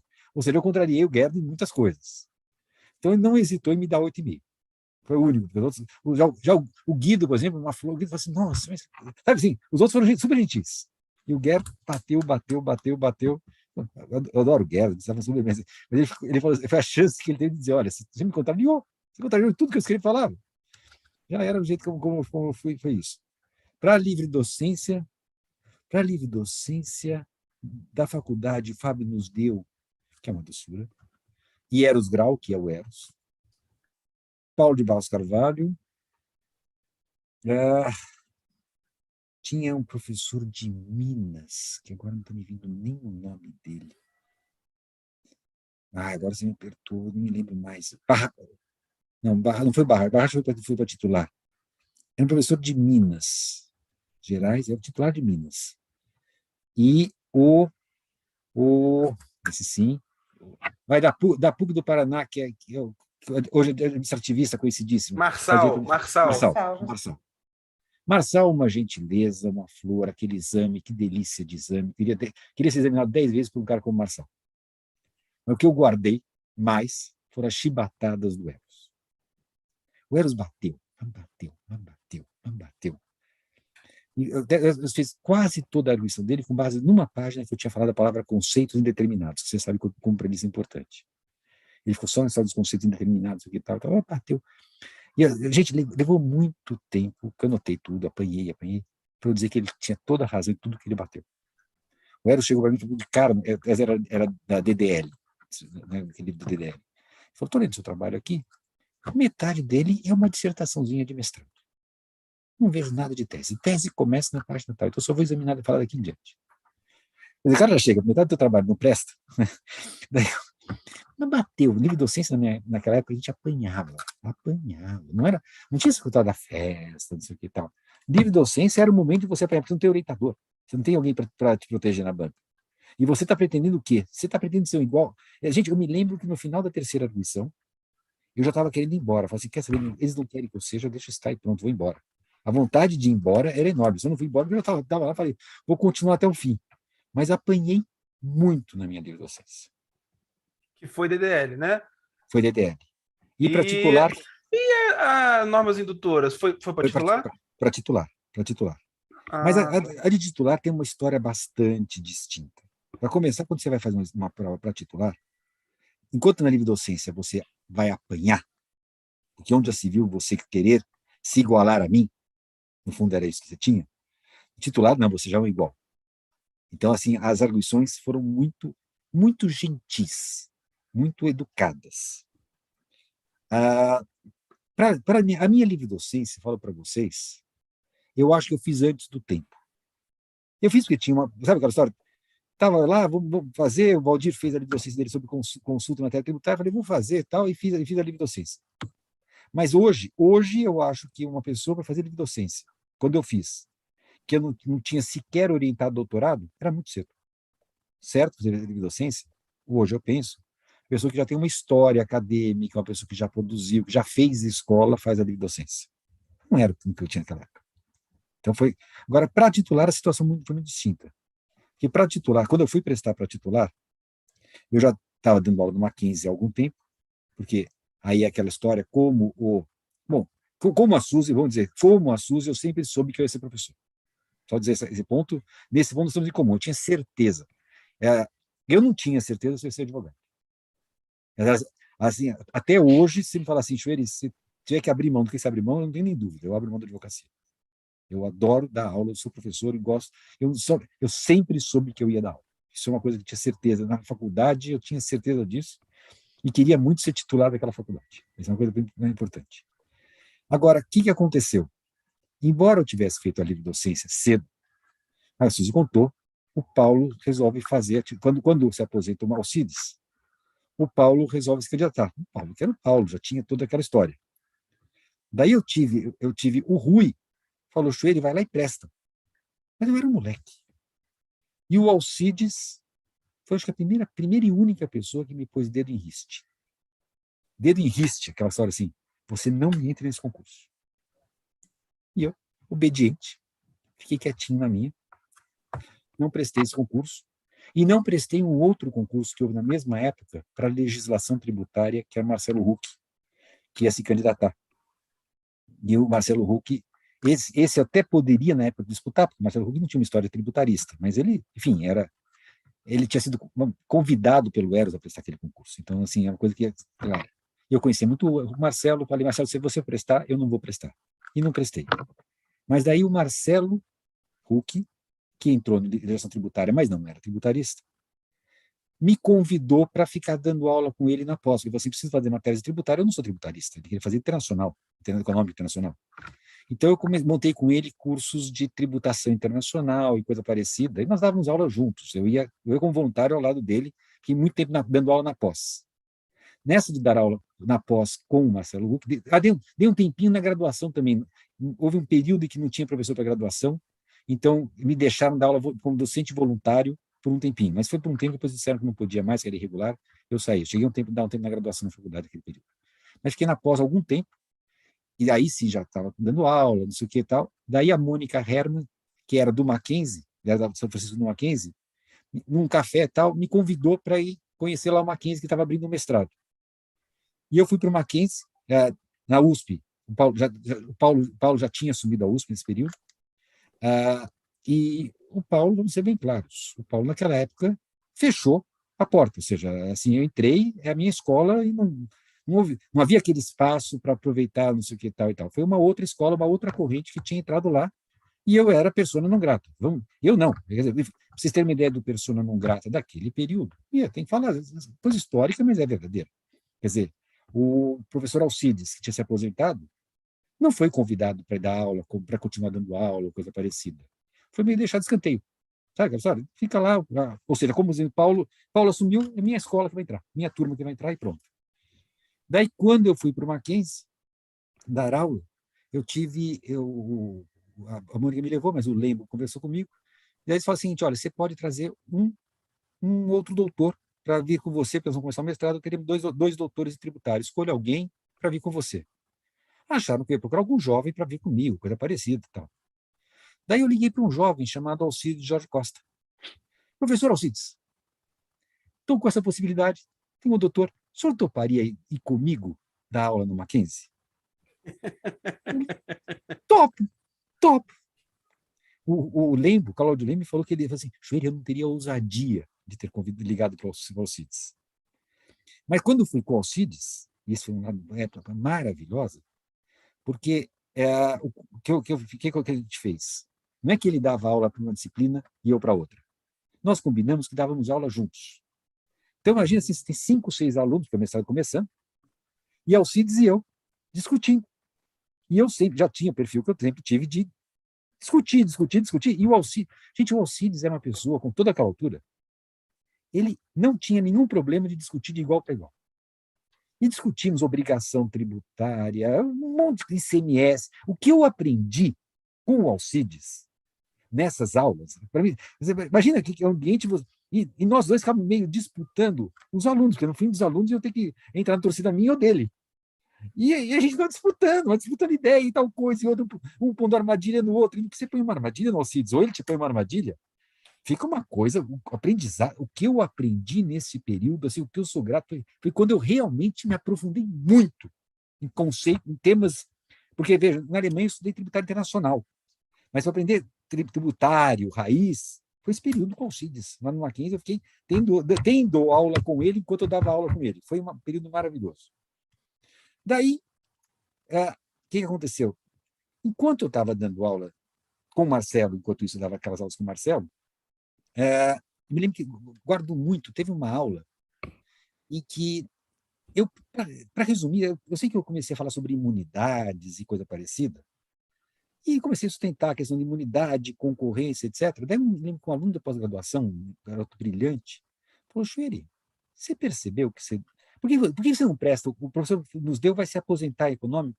Por que você não presta para titular em econômico? Eu falei para ele: mas escuta, eu não sei econômico, não tenho nem noção, nunca estudei direito econômico, na minha área e tal. Eu falei assim: escuta, você acabou de nos dar uma aula inteira de direito econômico, você falando de concorrência e tributação. Por que não? Eu falei: puta, que interessante, eu vou prestar. Fui falar com o Nos Deu, tal. Que Nos Deu, você acha que está na hora de eu prestar? Ele falou assim: claro, senhor, está na hora, teria muita honra se você me sucedesse e tal.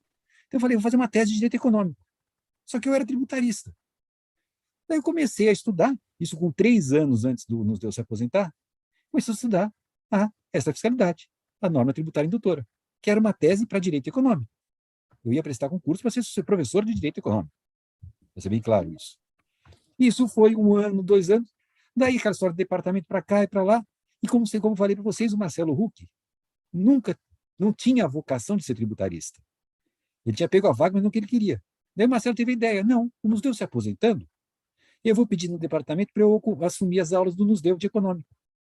E a gente abre um concurso de legislação tributária, que era o cargo dele. Então o Marcelo deu essa ideia, ele pediu o departamento que concordou que ele assumisse o econômico, ele fazia econômico internacional, que era a praia dele. E se abre um curso de legislação tributária. E eu tinha uma tese que, afinal de contas, eu estava preparando por 3 anos essa tese. Isso que eu falo é o seguinte: meu concurso foi disputado? Foi. Tinha concorrentes fortíssimos? Tinha o Estevão Horvath, tinha o Edivaldo Brito. Só que os 2 pobres moços prepararam uma tese com período regular. Em 6 meses, abre o concurso e vou fazer uma tese. Eu tinha preparado 3 anos. Então, assim, a diferença que você tem 3 anos fazendo uma tese contra 6 meses, por melhor que você seja, claro que eu não vou mentir, minha tese, não é que eu seja melhor, a minha tese tinha 3 anos de estudo. Então, isso faz uma diferença enorme para o concurso. Para esse, um pouco antes, é bom lembrar, eu tinha tentado entrar na faculdade como doutor, não consegui, perdi o concurso para o Heleno entrou, vou entrar. Enfim, naquela época houve N coisas no meio, mas para resumir, pronto. Eu perdi, não entrei naquilo, falei, para titular eu preciso entrar. Né? Eu estava pronto para isso, fui com muita fome para esse concurso. Assim, para vocês terem uma ideia, para a prova de erudição, eu me lembro de ter feito 10 ensaios, gravando, uma pessoa gravando, eu ensaiando para 10 grupos diferentes, os grupos me diziam o que tinham achado da aula, eu voltava para casa, assistia o vídeo, ficava verificando onde tinha errado, porque no fundo você descobre, depois de 10 vezes, quando você vai dar aula, fazer a prova, você sabe até que horas que você levanta a mão, quando você abaixa, o que você vai fazer. É um teatro que você faz muito ensaiado. Ou seja, eu fui profissional. E a banca, eu tinha o próprio Marcelo Huck, que obviamente conhecia minha produção e tal, mas tinha o Regis, que era ligadíssimo ao Estevão. Daí você tinha tributarista, você tinha de verdade um, que era o Ricardo, o do Rio de Janeiro, né? Esse realmente era o Ricardo Lobo Torres, era o Ricardo tributarista da Torres. banca, Ricardo Lobo Torres. Você tinha o de Campinas, o que fundou a Facamp, economista, o Beluso? Beluso. O Beluso, e tinha o Baracho de Minas. Ali. O Baracho é constitucionalista, não é? Constitucionalista, se não me engano. Constitucionalista. Enfim, aí foi o concurso, eu consegui três aprovações, que foram o Ricardo Lobo Torres, o Marcelo Huck e o Beluso, o Baracho, Edivaldo Brito, e o Regis, o Estevão. E assim foi o concurso. Mas eu dei muita sorte nesse concurso, algumas coisas, quer dizer, tem coisas que são sorte. Veja, gente, é sorte. Quando você vai fazer a prova de erudição, você escolhe um tema da lista. Eu escolhi o tema, chama-se Tratado de Convenções de Matéria Tributária. Eu tinha uma história disso. Eu sabia o que falar disso. Para minha sorte, os meus dois concorrentes escolheram o mesmo tema. E desculpe-me, nós somos tributaristas. Você quer tema mais chato do que lançamento tributário? E os dois ficaram falando sobre lançamento tributário. Agora, imagine, você é um cara como um Beluso da vida, um economista, um cara que está preocupado com países centrais e periféricos, coisa parecida. Eu falo sobre questões internacionais, dos tratados, como é que funciona isso, o modelo da OCDE, o quanto é imposto dos países, enfim, coisas como essas. E os dois ficam falando teoria do lançamento. Claro que eu consegui o voto dele. Quer dizer, assim, teve muita coisa que você vai olhar para trás e falar assim, tinha que conseguir. O Beluso jamais iria preferir ter uma aula de lançamento, por melhor que fosse dada, a uma aula sobre tratados e convenções de matéria tributária que fica falando sobre países centrais e periféricos, que era o que ele sempre escreveu. Coisas como essas. Então, é assim que eu consegui, finalmente, ou seja, eu não fui professor da faculdade, não fiz a carreira na faculdade, ao contrário, eu tive a dor de ser visto como um cara externo. A Suzy falou que eu era da USP. Não, eu não era da USP, eu era visto como externo da USP. Da FGV, né? Não, eu era simplesmente um cara que... A USP era o Paulo de Barros Carvalho já. Eu era um Entendi. externo, eu prestei... No meu concurso, quem era interno? Era o Estevão, que era a PUC. Sim. O candidato de fora era eu. Eu vim Agora, como desafiante. professor Chueire e Suzy, tem uma pergunta aqui que até tem a ver com o que eu iria já perguntar para vocês. Que olha que interessante. Professor, vocês acreditam que a docência influenciou para o sucesso na advocacia? E eu ia falar dessa forma. Vocês acham que o mestrado de vocês, o doutorado, de que forma influenciou, né, nesse sucesso da advocacia que vocês têm, nesse reconhecimento que vocês têm? Suzy? Olha, eu acho que, na minha visão, o meu sucesso vem dos estudos. Eu não acredito em um sucesso sem esforço, né? Você pode ganhar na loteria e ter sucesso em razão do dinheiro, mas um sucesso na advocacia, você pode não ir para o caminho desse estudo sistematizado, acadêmico, mas você tem que estudar. E eu, particularmente, acho que, para mim, como eu falei, foi um salto ter atingido o título de doutora, né? Ter dado aula por muito tempo, ou seja, eu vim para uma cidade que não era a cidade da minha família, apesar de morar aqui desde 1978, que não era, né? Então, se tornar conhecido, ser um advogado conhecido e reconhecido, a docência ajuda muito. Agora, você tem que ser um bom professor. Se você for um bom professor, ele também atrapalha a advocacia. Mas eu acho que está, na minha visão, muito relacionado. Agora, eu sempre gostei muito, muito, muito também de dar aula, né? Eu tive que interromper a minha carreira na PUC. Eu interrompi em 2006, porque eu tinha ingressado no CARF, em 2005, e eu ingressei no CARF, a minha nomeação para o CARF saiu menos de uma semana antes de eu dar à luz ao meu terceiro filho. E aí eu me vi em 2006 com um filho de 4, um de 2 e um de 0. Não, mas em 2006 já estava 5, 3 e 1, não fazia muita diferença. E eu indo todo mês para Brasília, e com 2 babás, meu marido que sempre foi parceiro, né? Só que teve um momento em 2006 em que os 3 ficaram doentes por 60 dias, com gripe, com isso, com aquilo. Eu tive que faltar em algumas aulas, e eu fiquei realmente muito abalada, muito cansada. E eu estava no topo aqui na PUC, porque aqui a gente tinha uma carreira diferente, eu já era professora doutora, tal. Mas eu pedi para sair porque realmente eu senti que era um peso muito grande, como mãe, como mulher, e eu estava amando a minha experiência no CARF, estava amando. E isso também era difícil, o senhor sabe, como professor, você conseguir trocar a sua aula, você tem que chamar outro professor, aí tem um aluno que vem só fazer a sua matéria, então é confuso, uma vez por mês você tem que trocar uma semana de aula. Então, eu tive sérias dificuldades e tive esse problema com as crianças. Você tem uma ideia, minhas 2 babás, o meu marido, as crianças, todo mundo ficou doente, só eu que não.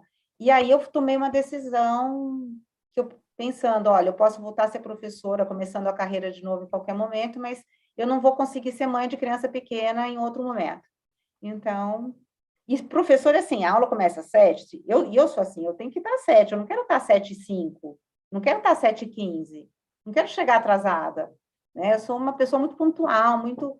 Então, com isso, eu abri mão da carreira, e agora, aí depois não tive mais coragem de voltar, porque fui ficando no CARF, foi ficando mais difícil, e dou as aulas em especialização, no mestrado e tal. Talvez daqui a alguns anos eu volte.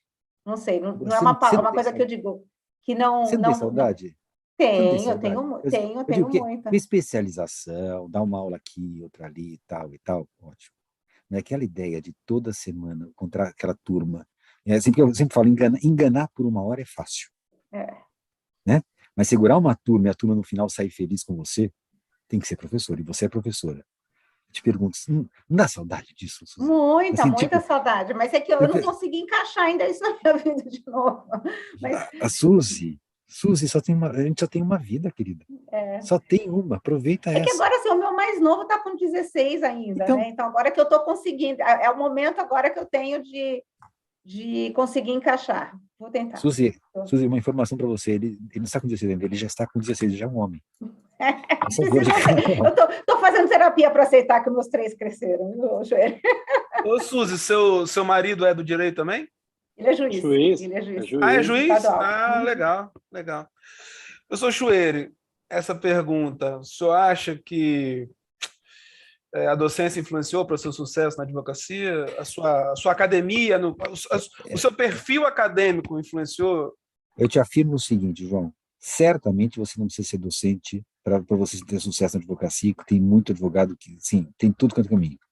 Mas eu posso dizer que, no meu caso, para o meu perfil, sem dúvida, integra de uma vez. Ou seja, não dá para imaginar o Chueire advogado se não fosse o Chueire o professor, etc. A coisa se agrega de um modo muito grande. E hoje, especialmente, agora, atualmente, João, eu diria que mais de 70% da minha atividade de advocacia é em parecer. Ou seja, meus clientes são advogados. São advogados que vêm trazer um caso para eu dar um parecer. Então, quer dizer, e eu chamo isso de advocacia. É uma advocacia que se chama dar parecer. Então, sem dúvida, influencia, porque me procuram porque eu sou professor e pronto. Então, sim, é totalmente ligado. No começo, é claro, quando você é mais jovem, você é professor, tem uma titulação, tal, aproxima no cliente, aquela história toda. Então, influenciou no começo nesse sentido de contato mesmo, né? Ter contato. Eu dava aula comecei dando aula na GV, em administração. E a administração você tinha, afinal de contas, os alunos de administração iam trabalhar em empresas, e não sei o quê. Então, sim, eu pegava clientes com essas coisas. Eu também. E depois que eu voltei voltei da Alemanha, eu também tive que começar no escritório. Então, no escritório, 96, eu voltei bom, eu comecei no escritório em 95, nós estamos em 2022, então já tem algum tempo, né, com o escritório, e aí tinha que ir atrás de cliente, e você utiliza o que você puder para conseguir cliente. Essa frase que a Suzy falou é exatamente isso. Nós tínhamos que escritório, moleques que nós éramos. Só para mostrar. O Ricardo Lacaz Martins tinha começado. O Lacaz tinha sido meu estagiário no Matos Filho, mas quando eu fui para a Alemanha, ele foi para Arthur Andersen. Quando eu voltei, ele tinha saído da Arthur e tinha aberto um escritóriozinho pequenininho, o Lacaz Martins. E quando eu voltei, ele queria que eu fosse trabalhar com ele. E, afinal de contas, a gente tinha uma relação boa, tal. Mas eu falei, não vou com um escritório pequeno, tal. Eu fui trabalhar um tempo num escritório chamado Fischer e Force. Trabalhei um tempo lá, enfim.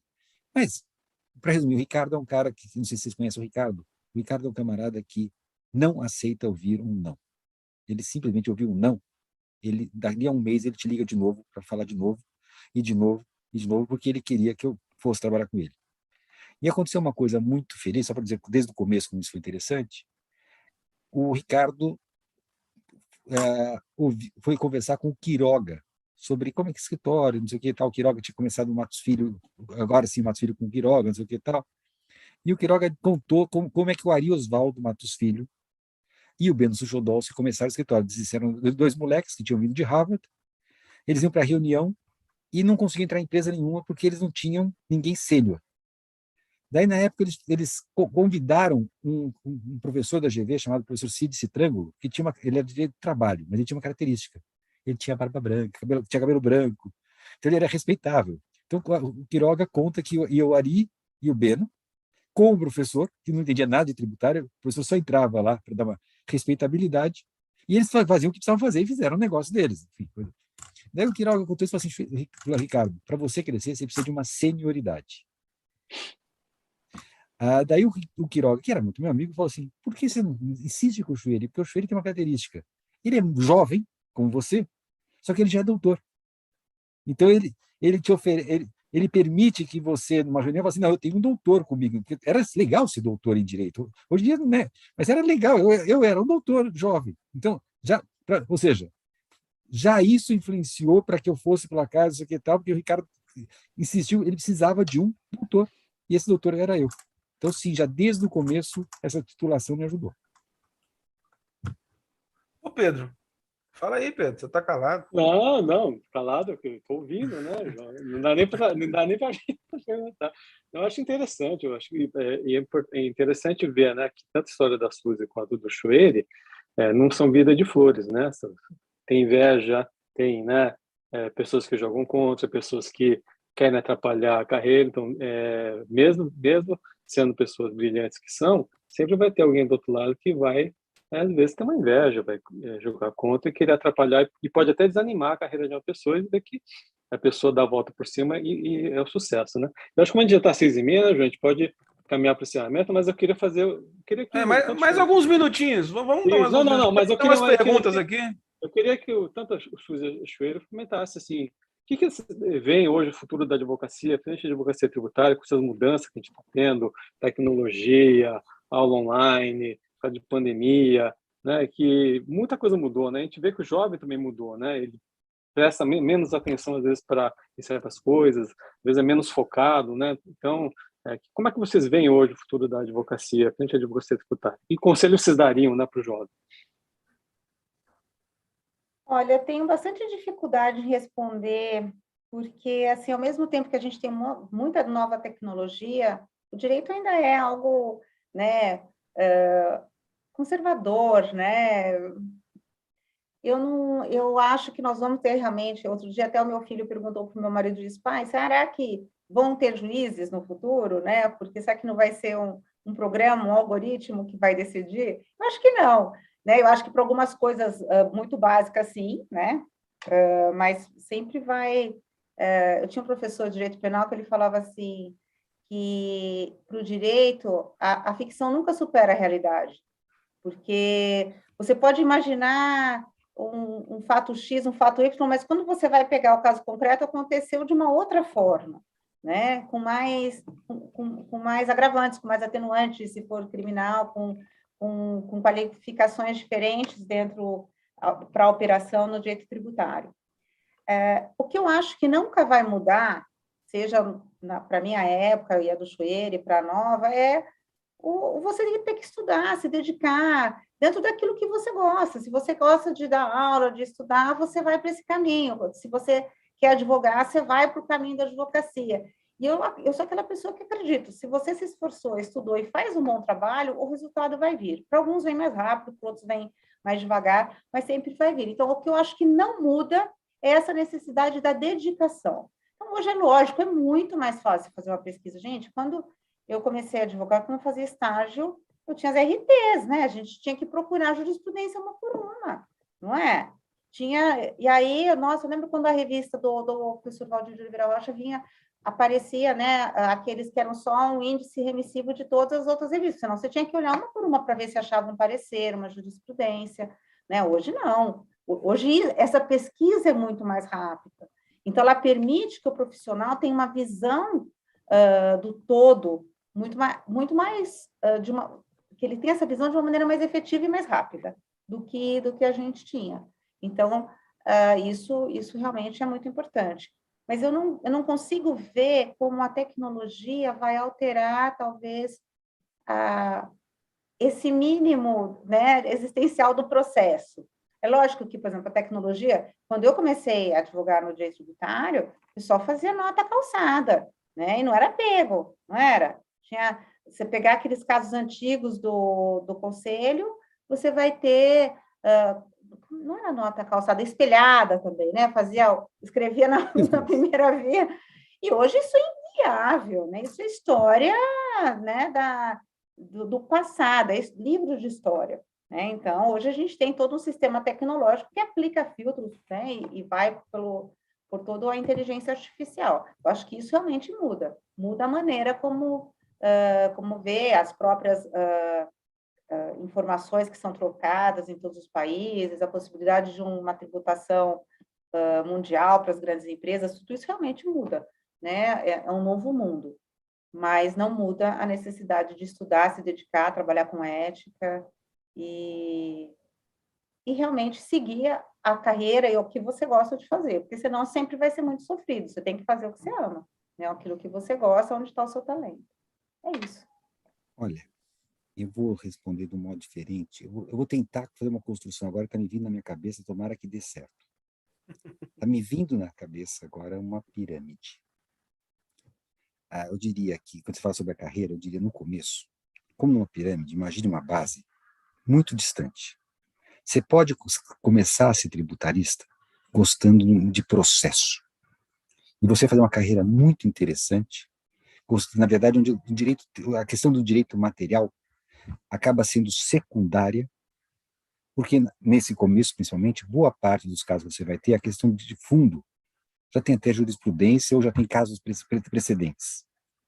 Mas você tem que se virar muito bem com o processo para saber que o seu caso vai conseguir seguir o caminho vencedor. E tem um monte de incidentes processuais. Você é o tributarista processualista.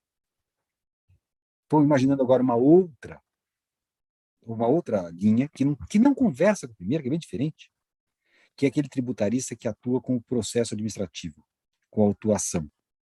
Esse tem um perfil completamente diferente, ele tem muito com fato, provas que têm que ser constituídas, ele tem que entender muito mais de direito material, e ele é uma advocacia muito mais, assim, artesanal, porque o caso dele, quer dizer, haverá as teses, mas normalmente o caso dele é uma despesa indedutível que foi glosada do caso dele, que ele precisa trabalhar aquele caso, lembrando que ele tem um fiscal que passou 2 anos, um a 2 anos na empresa, conhece a empresa, elaborou tudo aquilo que podia fazer, soltou um auto de infração, a empresa recebe a auto-infração, até ela resolver que você vai ser o advogado do caso dela, que ela cotou com outros, etc, etc.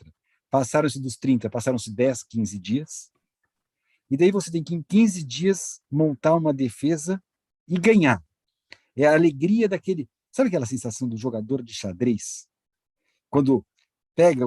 Assim, você já deve ter visto aquela cena do cara que está jogando xadrez, de repente ele inverte o tabuleiro e fala assim, agora eu começo perdendo e vou começar. É a sensação, é um perfil de advogado completamente diferente do primeiro. É um advogado que gosta desse desafio de sair perdendo e, no fim, sair ganhando. É uma outra advocacia. Vai ter um terceiro perfil, que, na verdade, tem uma formação um pouco diferente. Esse do administrativo conhece alguma coisa de contabilidade. Aliás, eu devo dizer, experiência, eu acho que o Pedro vai me confirmar isso, que diferença que a gente faz como advogado quando a gente fala contabilidade. Eu não sei se o Pedro confirma isso, eu tive essa experiência com essa advocacia, que é assim, eu pegava o caso, eu me lembro que depois desses 12 dias, nos 12 dias, a primeira coisa que eu ia fazer, quando era caso meu, né, quando eu era garoto, na Matos Filho, eu ia me reunir com o contador. E eu disse, naquela época eu aprendi uma coisa básica. O contador sempre sabe o que ele fez. E sabe por que ele fez. Desculpe agora uma brincadeira. É brincadeira, mas tem um quê de verdade. Eu digo que se o contador soubesse escrever como a gente não teria emprego. Então, a sorte é que o contador sabia tudo, mas ele não era capaz de colocar aquilo de um modo claro. Então, a minha obrigação... O que a gente fazia nessa linha da pirâmide? Era pegar a história do contador. Você tinha um desafio no começo de conversar com ele. No começo ele era fechado, porque ele achava que você não entendia do que ele tinha feito. Então, não adianta te explicar, porque você não entende. Então, você gastava, eu fazia, gastava uns 20 minutos, meia hora batendo papo com o contador, até ele entender que eu entendia o que ele estava fazendo. Até que eu sei contabilidade. No que o contador confiava no advogado. Ele entende, ele vai entender o que eu fiz? Ele vai assim, eu fiz isso, por causa disso, porque não sei o que, tal e tal. A defesa está pronta, é só fazer a coisa. Mas é um outro perfil, diferente do processualista. Esse aqui é um outro. Daí tem o da consultoria tributária, do dia a dia, aquelas consultas que tem que sair. Afinal de contas, a empresa precisa tomar uma decisão agora, o que faz? É um perfil de, assim, pode, não pode, faz, não faz. Conhece, enquanto no processo administrativo, eu estou olhando para fatos passados que aconteceram, procurando justificar, aqui é diferente. Aqui eu preciso falar, olha, você tem o risco de. Então, o tipo de advocacia que você tem na consultoria é distinto, porque você, assim, não adianta falar que, um é falar assim, eu preciso achar uma defesa, o outro é falar, cuidado, hein, você pode ter risco, é defensável, mas com isso é um outro perfil nessa outra fase. Ele pode avançar da consultoria para um outro que começa a mexer com operações internacionais. Então, que na verdade, basta ter que conhecer assim, efeitos tributários em 2 países, como funciona uma advocacia tributária internacional, que é distinta, e que essa vai ter que enfrentar tecnologias modernas e que tais, coisas parecidas. Então, vejam que eu estou enxergando, mostrando vários modos. Mas eu propus a pirâmide, porque conforme você vai crescendo na sua parede da pirâmide, normalmente você cresce numa dessas paredes, é interessante que essas paredes vão se aproximando. Até o ponto que você começa a enxergar, porque você está nessa parede, mas está mais perto, você já enxerga do lado. Então, você já é um advogado que consegue fazer o outro lado. Até, eu diria, quando você chega no topo da pirâmide, o tributarista completo, já não escolhe mais um outro. Ele começa por um, mas porque o cliente ele espera que você consiga tratar de todos os assuntos. Você pode ter, claro, um escritório como o meu, tal, claro que eu tenho pessoas que, tem pessoas que têm de processo muito mais do que eu. Mas o meu cliente quer que eu esteja presente, porque ele parte do princípio que eu entendo de tudo. Eu vou confirmar. Então, você tem os especialistas, mas você, conforme você cresça na pirâmide, você tem que ficar assim, mais generalista, assumindo que você já não está mais... O cara da base é melhor que você. Em muitas coisas, o pessoal da base é melhor que eu. Claro que é. Claro que é. Você acha que eu sei a questão de pré-questionamentos? Preciso do pessoal do processo mesmo. Eu não tenho nenhuma vergonha de dizer isso. Digo para eles, não, eu preciso. Vou à reunião junto. Mas o tributarista vai se preparando para chegar a esse topo nesse sentido de que a visão é muito mais completa. Você já não tem direito. Então, a carreira vai ter... Você começa a sua carreira numa das paredes. Escolha aquela que lhe faça mais bem, etc, etc. Mas entenda que isso é apenas um modo de começar. Conforme você cresce na carreira, se você tem o seu escritório, ou você vira sócio do escritório, não é que você vira sócio do escritório, coisa parecida, do escritório maior, Você vira sócio, você não tem mais o direito de ficar sendo especialista, você tem que conhecer o todo, e cá entre nós, hein? Conforme você crescer, não é mais só direito tributário, não. E você vai ter que conhecer direito de família, porque sim, o seu cliente tem questões de família, e ele confia em você e vai querer conversar com você sobre direito de família. Societário o tempo todo, questões societárias, etc. Então, assim, não dá, assim, um dia na sua vida você vai ser também tributarista, mas você vai ser um advogado. Porque esse é o ponto interessante, é o cliente. Você tem que atender o seu cliente. O foco é o seu cliente. Alguém, lembre-se de uma coisa, cliente é alguém que lhe dá uma procuração. Cliente, qual é a coisa mais valiosa que você tem? Eu vou lhe responder, é o seu nome. É o seu nome. Não há tesouro maior que o seu nome. Você já pensou que existe alguém, que se chama cliente, que permite que você use o nome dele? Olha o tamanho da responsabilidade que você tem. Você está pegando a coisa mais importante, que é o nome, que ele está falando assim, use meu nome, fale em meu nome. Advogar e falar em nome de alguém. Quando você entende o tamanho da honra que você tem, porque você fala em nome de alguém, você entende o quanto essa profissão nossa é sagrada, é muito boa. Nós falamos em nome de alguém. E o cliente, quando ele está disposto a te passar a procuração, ele confia em você, já não é mais como um técnico na área tributária. Quando ele te passa a procuração, ele confia em você, porque sabe que você vai orientá-lo a dar melhor orientação. Então, esse é o momento de não se poupar, de não dizer, não, mas esse assunto aqui eu não entendo. Procure um especialista. O seu cliente não vai ter nenhum problema se você honestamente disser, olha, este assunto eu não sou especialista. Eu vou procurar um especialista em que eu confio e eu vou trabalhar com esse especialista para nós acharmos a melhor solução. É assim que se trabalha. Por isso que os escritórios full service, como o meu escritório é full service, qual é a lógica disso? Eu tenho especialistas de áreas que eu não conheço, mas meus clientes querem que eu esteja junto com esse especialista. Se eu tenho um cliente com questão de família, a reunião com minha sócia de família, que entende, claro, entende muito mais que eu, claro, mas ele quer que eu esteja junto, que eu endosse, etc. Esse é o ponto final da carreira do advogado. Brilhante. Por curiosidade, quantos advogados tem no seu escritório? Eu acho, grosso modo, deve ser uns 120. 120. E no seu, Suzy? Uns 30. 30. Tem mais perguntas aqui. E, assim, são perguntas que eu também quero fazer e estão repetidas, evidentemente. Professores, só uma coisinha aqui antes antes de eu seguir, eu vou sortear daqui a pouco. A PET nos apoia aqui e nos deu 50% de bolsa, tá? No curso de introdução à advocacia tributária. Então, ao final, quem participou aqui, o Pedro vai sortear, né, Pedro? O Pedro vai fazer aqui, tá, gente? E aí eu quero agradecer a PET pelo apoio, um abraço ao Marcelo aqui, que está até assistindo, está participando aqui, e quero agradecer a Quartier Latam, tá? Que me enviou só 500 livros aqui para minha casa, sempre me envia as novidades todas, obrigado. Eu sempre divulgo lá no meu Instagram, no Tributário Top. Muito obrigado, Vinícius. Um abraço ao Vinícius aí. Essa pergunta, conselhos para entrar na advocacia tributária, né? Dicas para o advogado início de carreira que queira entrar na advocacia tributária. Quais seriam? O que vocês diriam para o iniciante da advocacia tributária? Vocês já falam, muita coisa já foi falada, mas resumidamente. Tem um lado feliz aqui que a Suzy e eu começamos de modo diferente, então cada um tem uma experiência. Por exemplo, eu diria, certamente, começar com um escritório, começar com profissionais experientes, onde você vai aprender. É um caminho interessante.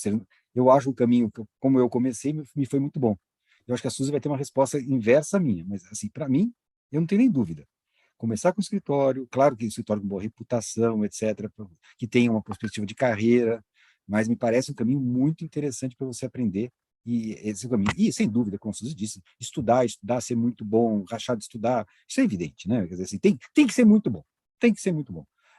Diria, começo. Desculpe, agora é minha propaganda. Formou-se, vai fazer especialização do IBDT. do IBDT. Conhece lá que você vai começar, é um baita caminho para você começar na área tributária. Depois acompanhe as mesas de debates do IBDT, que hoje em dia são online. Muito bacana. Para ficar no ambiente. O senhor é diretor, né? É vice-presidente do IBDT, né? Isso. Atualmente, vice-presidente. Perfeito. Ótimo. Suzy. Olha, hoje, na minha experiência, eu acho que para ser advogado tributarista, o ideal seria começar realmente em um escritório. Eu comecei o meu escritório, mas eu tinha uma retaguarda muito grande, que era o meu pai, ou seja, apesar dele ter falecido cedo, apesar dele ter ido para uma empresa para trabalhar, ele estava ao meu lado e tinha muita experiência. Então, eu pude pegar com ele, junto, alguns trabalhos maiores que eu jamais pegaria se eu trabalhasse sozinha, né? E com muita responsabilidade que a gente tem quando a gente faz o tributário. Então, eu acho assim, começar um escritório sozinho, tributário, eu acho que eu não aconselharia, porque eu também não vivi isso porque eu tinha ao meu lado meu pai que tinha sido advogado na área tributária de empresas. Eu concordo com os conselhos do Chouet. Tem uma pergunta aqui. Deixa eu até complementar, João. Acho Claro. Claro. Falou.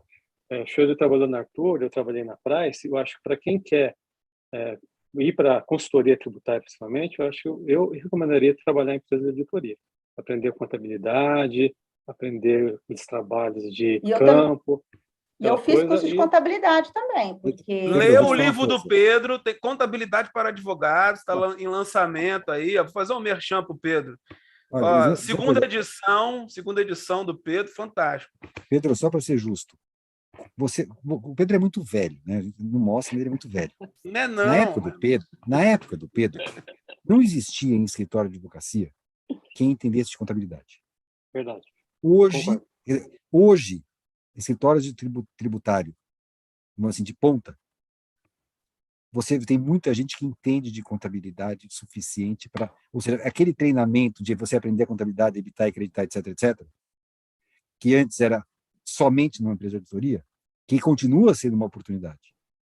Eu te diria que hoje já não é mais tão exclusivo. Hoje você tem vários escritórios que você também tem caras muito bons de contabilidade, inclusive pessoas com dupla formação, etc. Então, hoje eu já não tenho... Eu diria, para quem começar em 2022, talvez, se começar no escritório com esse perfil mais tributário, descobrimos o termo tributário raiz, tributário que consegue entender do CARF, sabe, Suzy, que vai lá, olha as decisões do CARF, entende disso. Lá você tem a contabilidade. E, é claro, fazer um curso de contabilidade, e o curso do Pedro, não é por propaganda, mas certamente o Pedro entende disso. Faz muito sentido fazer um curso como esses também. Então, a auditoria é uma baita opção, mas já não é mais a única opção como era no tempo do Pedro. O Pedro é muito mais velho do que eu, vocês não mostram e tal, mas... Era piada. Não, mas eu concordo, Cheiro, porque quando eu fui para o Matos Filho, né, a Matos Filho não tinha consultoria tributária, e aí eu fui trabalhar junto com o Toledo, e eu na parte de direto do Toledo de indireto, né, porque falando Toledo José Felino Toledo, né, trabalho hoje no Madrona, junto com o Regis Braga, não sei se o Cheiro conhece, né, que também era da Arthur, né. Então, eram nós três que começamos o departamento de consultoria tributária no Matos Filho naquela época lá, não vou nem falar época, porque eu já sou bem velhinho, né? Mas foi assim porque não tinha realmente esse tipo de pessoas especializadas. Você falou, hoje tem muita gente boa. Não seja injusto, tinha, mas o cara que era especializado foi para a Alemanha e contrataram o Braga no lugar do cara que era especializado, tá?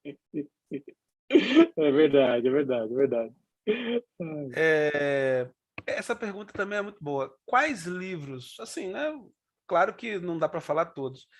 É o tal de Choueiro, o tal de direito tributário. Não, claro. Esse já é pressuposto, tem da prova no direito tributário. Tá. Quais livros que... Peraí, cadê? Me perdi aqui. Quais livros que serviram de base para o conhecimento de direito tributário? Claro que são milhares, mas... Tá aí, me fala uns 5 títulos, assim, uns 5 livros que o senhor, e você também, Suzy, imprescindíveis, 5 livros, assim, se você pudesse resumir a sua biblioteca de... Quantos livros você tem, Chouet? Você tem noção de Não da tem. sua contabilização de livros? Você tem, Não, um Suzy? monte. Não, até porque agora eu também faço assim naquele script, eu tenho a Kindle e tenho os físicos, não dá para saber. Não tem Olha, noção. Suzy, que 5 livros se formaram? 5 livros. Olha, eu vou falar para você um livro, para mim, que assim foi muito importante, foi a Introdução ao Estudo do Direito do professor Pérez Sampaio Ferraz. Esse livro, que não tem nada de direito tributário, vamos dizer especificamente, mas quando eu fiz a matéria do professor Tércio, foi a matéria que mais... Era engraçado, porque ele dava aula às 7 horas da manhã, de quarta-feira, lá na PUC. E eu acho que tinha muito isso, Sueli, que você falou, mas quando você estava no primeiro ano da faculdade, ele te leva na aula de uma maneira que você quer mais, né? E aquele livro dele, eu falava assim, mas como é que um aluno de primeiro ano pode ler esse livro? Que eu estou aqui no mestrado, né? E estou lendo e relendo, né? Então, para mim, esse livro me formou muito. Eu gosto, eu não sei se eu vou falar 5, eu vou falar do Fundamento Jurídico de Incidência do professor Paulo Vaz Carvalho, mas eu tenho que falar que eu brigo bastante com o professor Paulo enquanto eu estou lendo. Que eu sou assim, eu tenho uma dificuldade, eu estou assistindo um filme, eu fico na minha cabeça questionando a lógica do filme, se o filme está certo, se não está. Aí eu fico lendo e fico brigando com os autores quando eu não concordo. Eu gosto muito do livro do professor Ataliba, acho que é o República e Constituição, É isso mesmo, República e República e Constituição. Constituição. É um livro, para mim, que me formou muito. Porque eu estou me sentindo assim, como é que eu vou falar outros? Acho que os 3 que dão o norte, né? E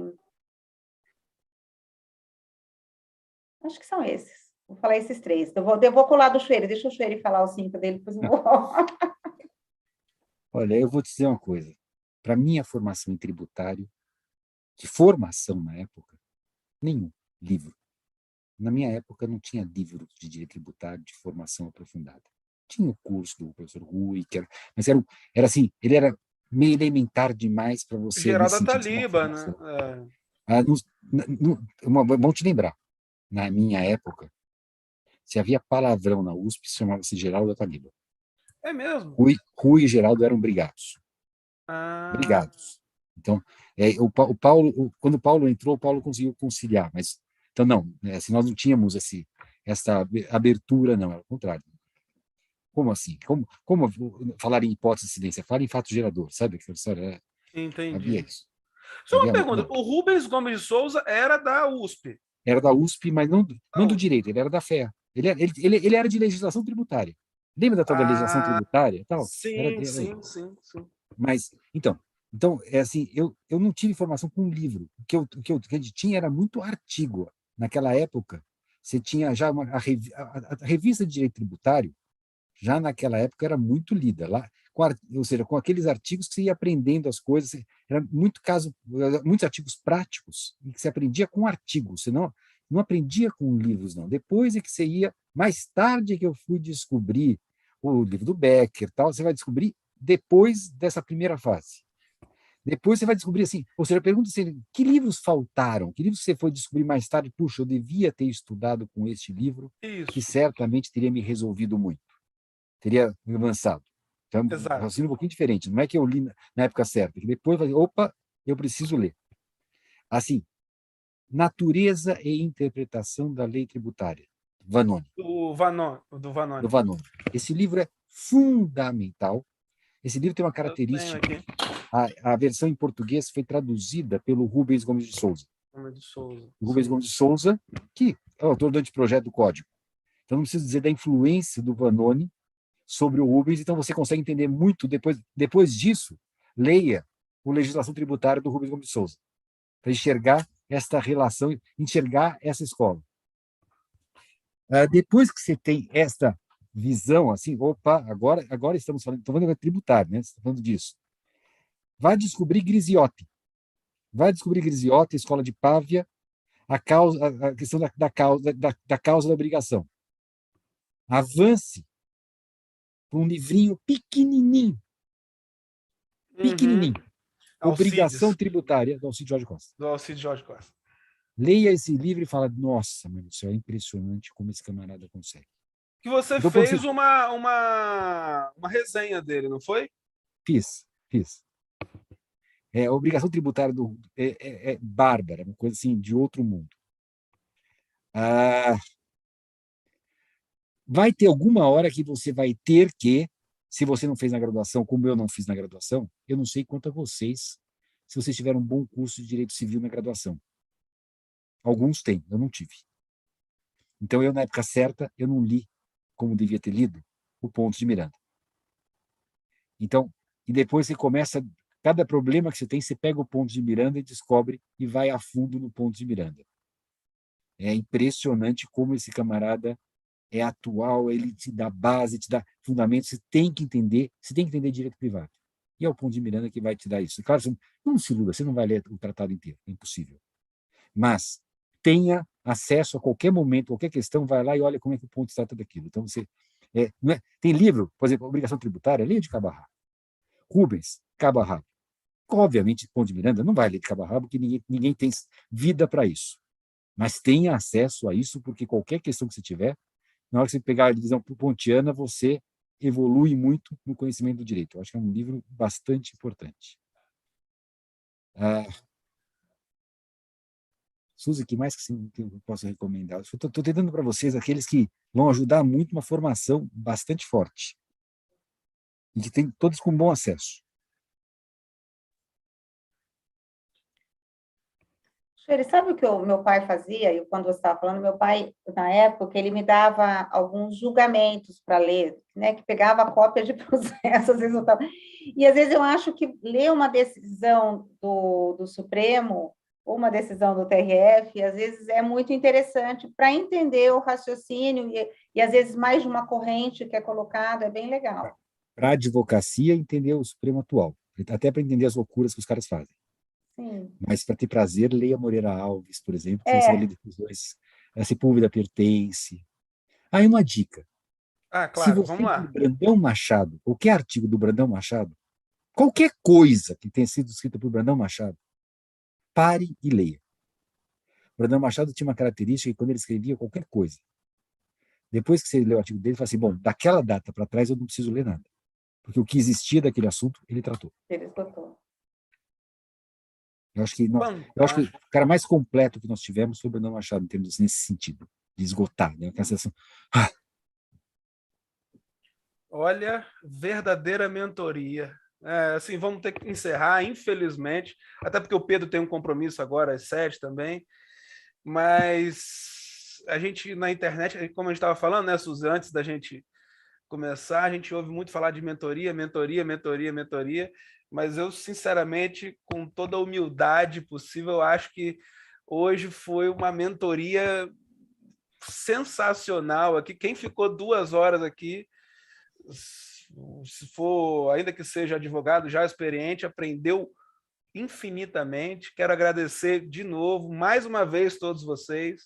Muito obrigado pela presença de vocês, por ter compartilhado conosco aqui a riquíssima experiência de vocês. A minha admiração é enorme, como vocês sabem. Agradeço demais o Pedro, mais uma vez, meu parceiro aí de ideias, ele topa tudo. Eu falo, Pedro, eu tive uma ideia, cara, eu sou meio maluco, vamos, ele vai só no vamos, ele manda só o joinha, tá bom, vamos embora. Então, mas é um prazer, João. O Pedro topa minhas doideiras, e eu fico feliz da vida com isso. O Pedro fez o sorteio, quem ganhou foi a Jaqueline Carlaquian. Jaqueline, por gentileza, entre em contato com a gente. Eu não sei se você tem o nosso Instagram. Você pode falar com o Pedro, lá no Contabilidade para Advogados 2020. Pode falar comigo, que é o meu nome, João Paulo Barbosa Lira. Não sei se você me segue, se você não conseguir, me chama lá, que eu te dou as informações, tá bom? Para como é que você vai fazer a matrícula no curso lá, passa o contato. Tá? Gente, obrigado a todos. Boa noite. Um abraço. Obrigado. Até a próxima, pessoal. Tchau, tchau. Obrigado Boa pelo noite, convite. obrigada. Aprendi muito hoje, que gostoso participar junto com a Suzy. Foi Olha, ótimo. sério, Adorei. O que ela faz é uma delícia. Tchau, gente. Boa Tchau, noite. Marca outro para ela Tchau, contar gente. como é que foi o CARF. Gente, vocês pularam, desculpe-me, puxão de orelha. Tinha que ter explorado a Suzy para ela contar da experiência dela do CARF. depois a Não gente deu faz tempo. outra Podemos proposta. remarcar uma, Ela podemos marcou marcar uma época. outra. A Suzy Podemos marcou marcar uma época. outra. Ela marcou época no CARF. Então, é importante dizer, certo. a Suzy marcou época no CARF. Um abraço, obrigado. Obrigada.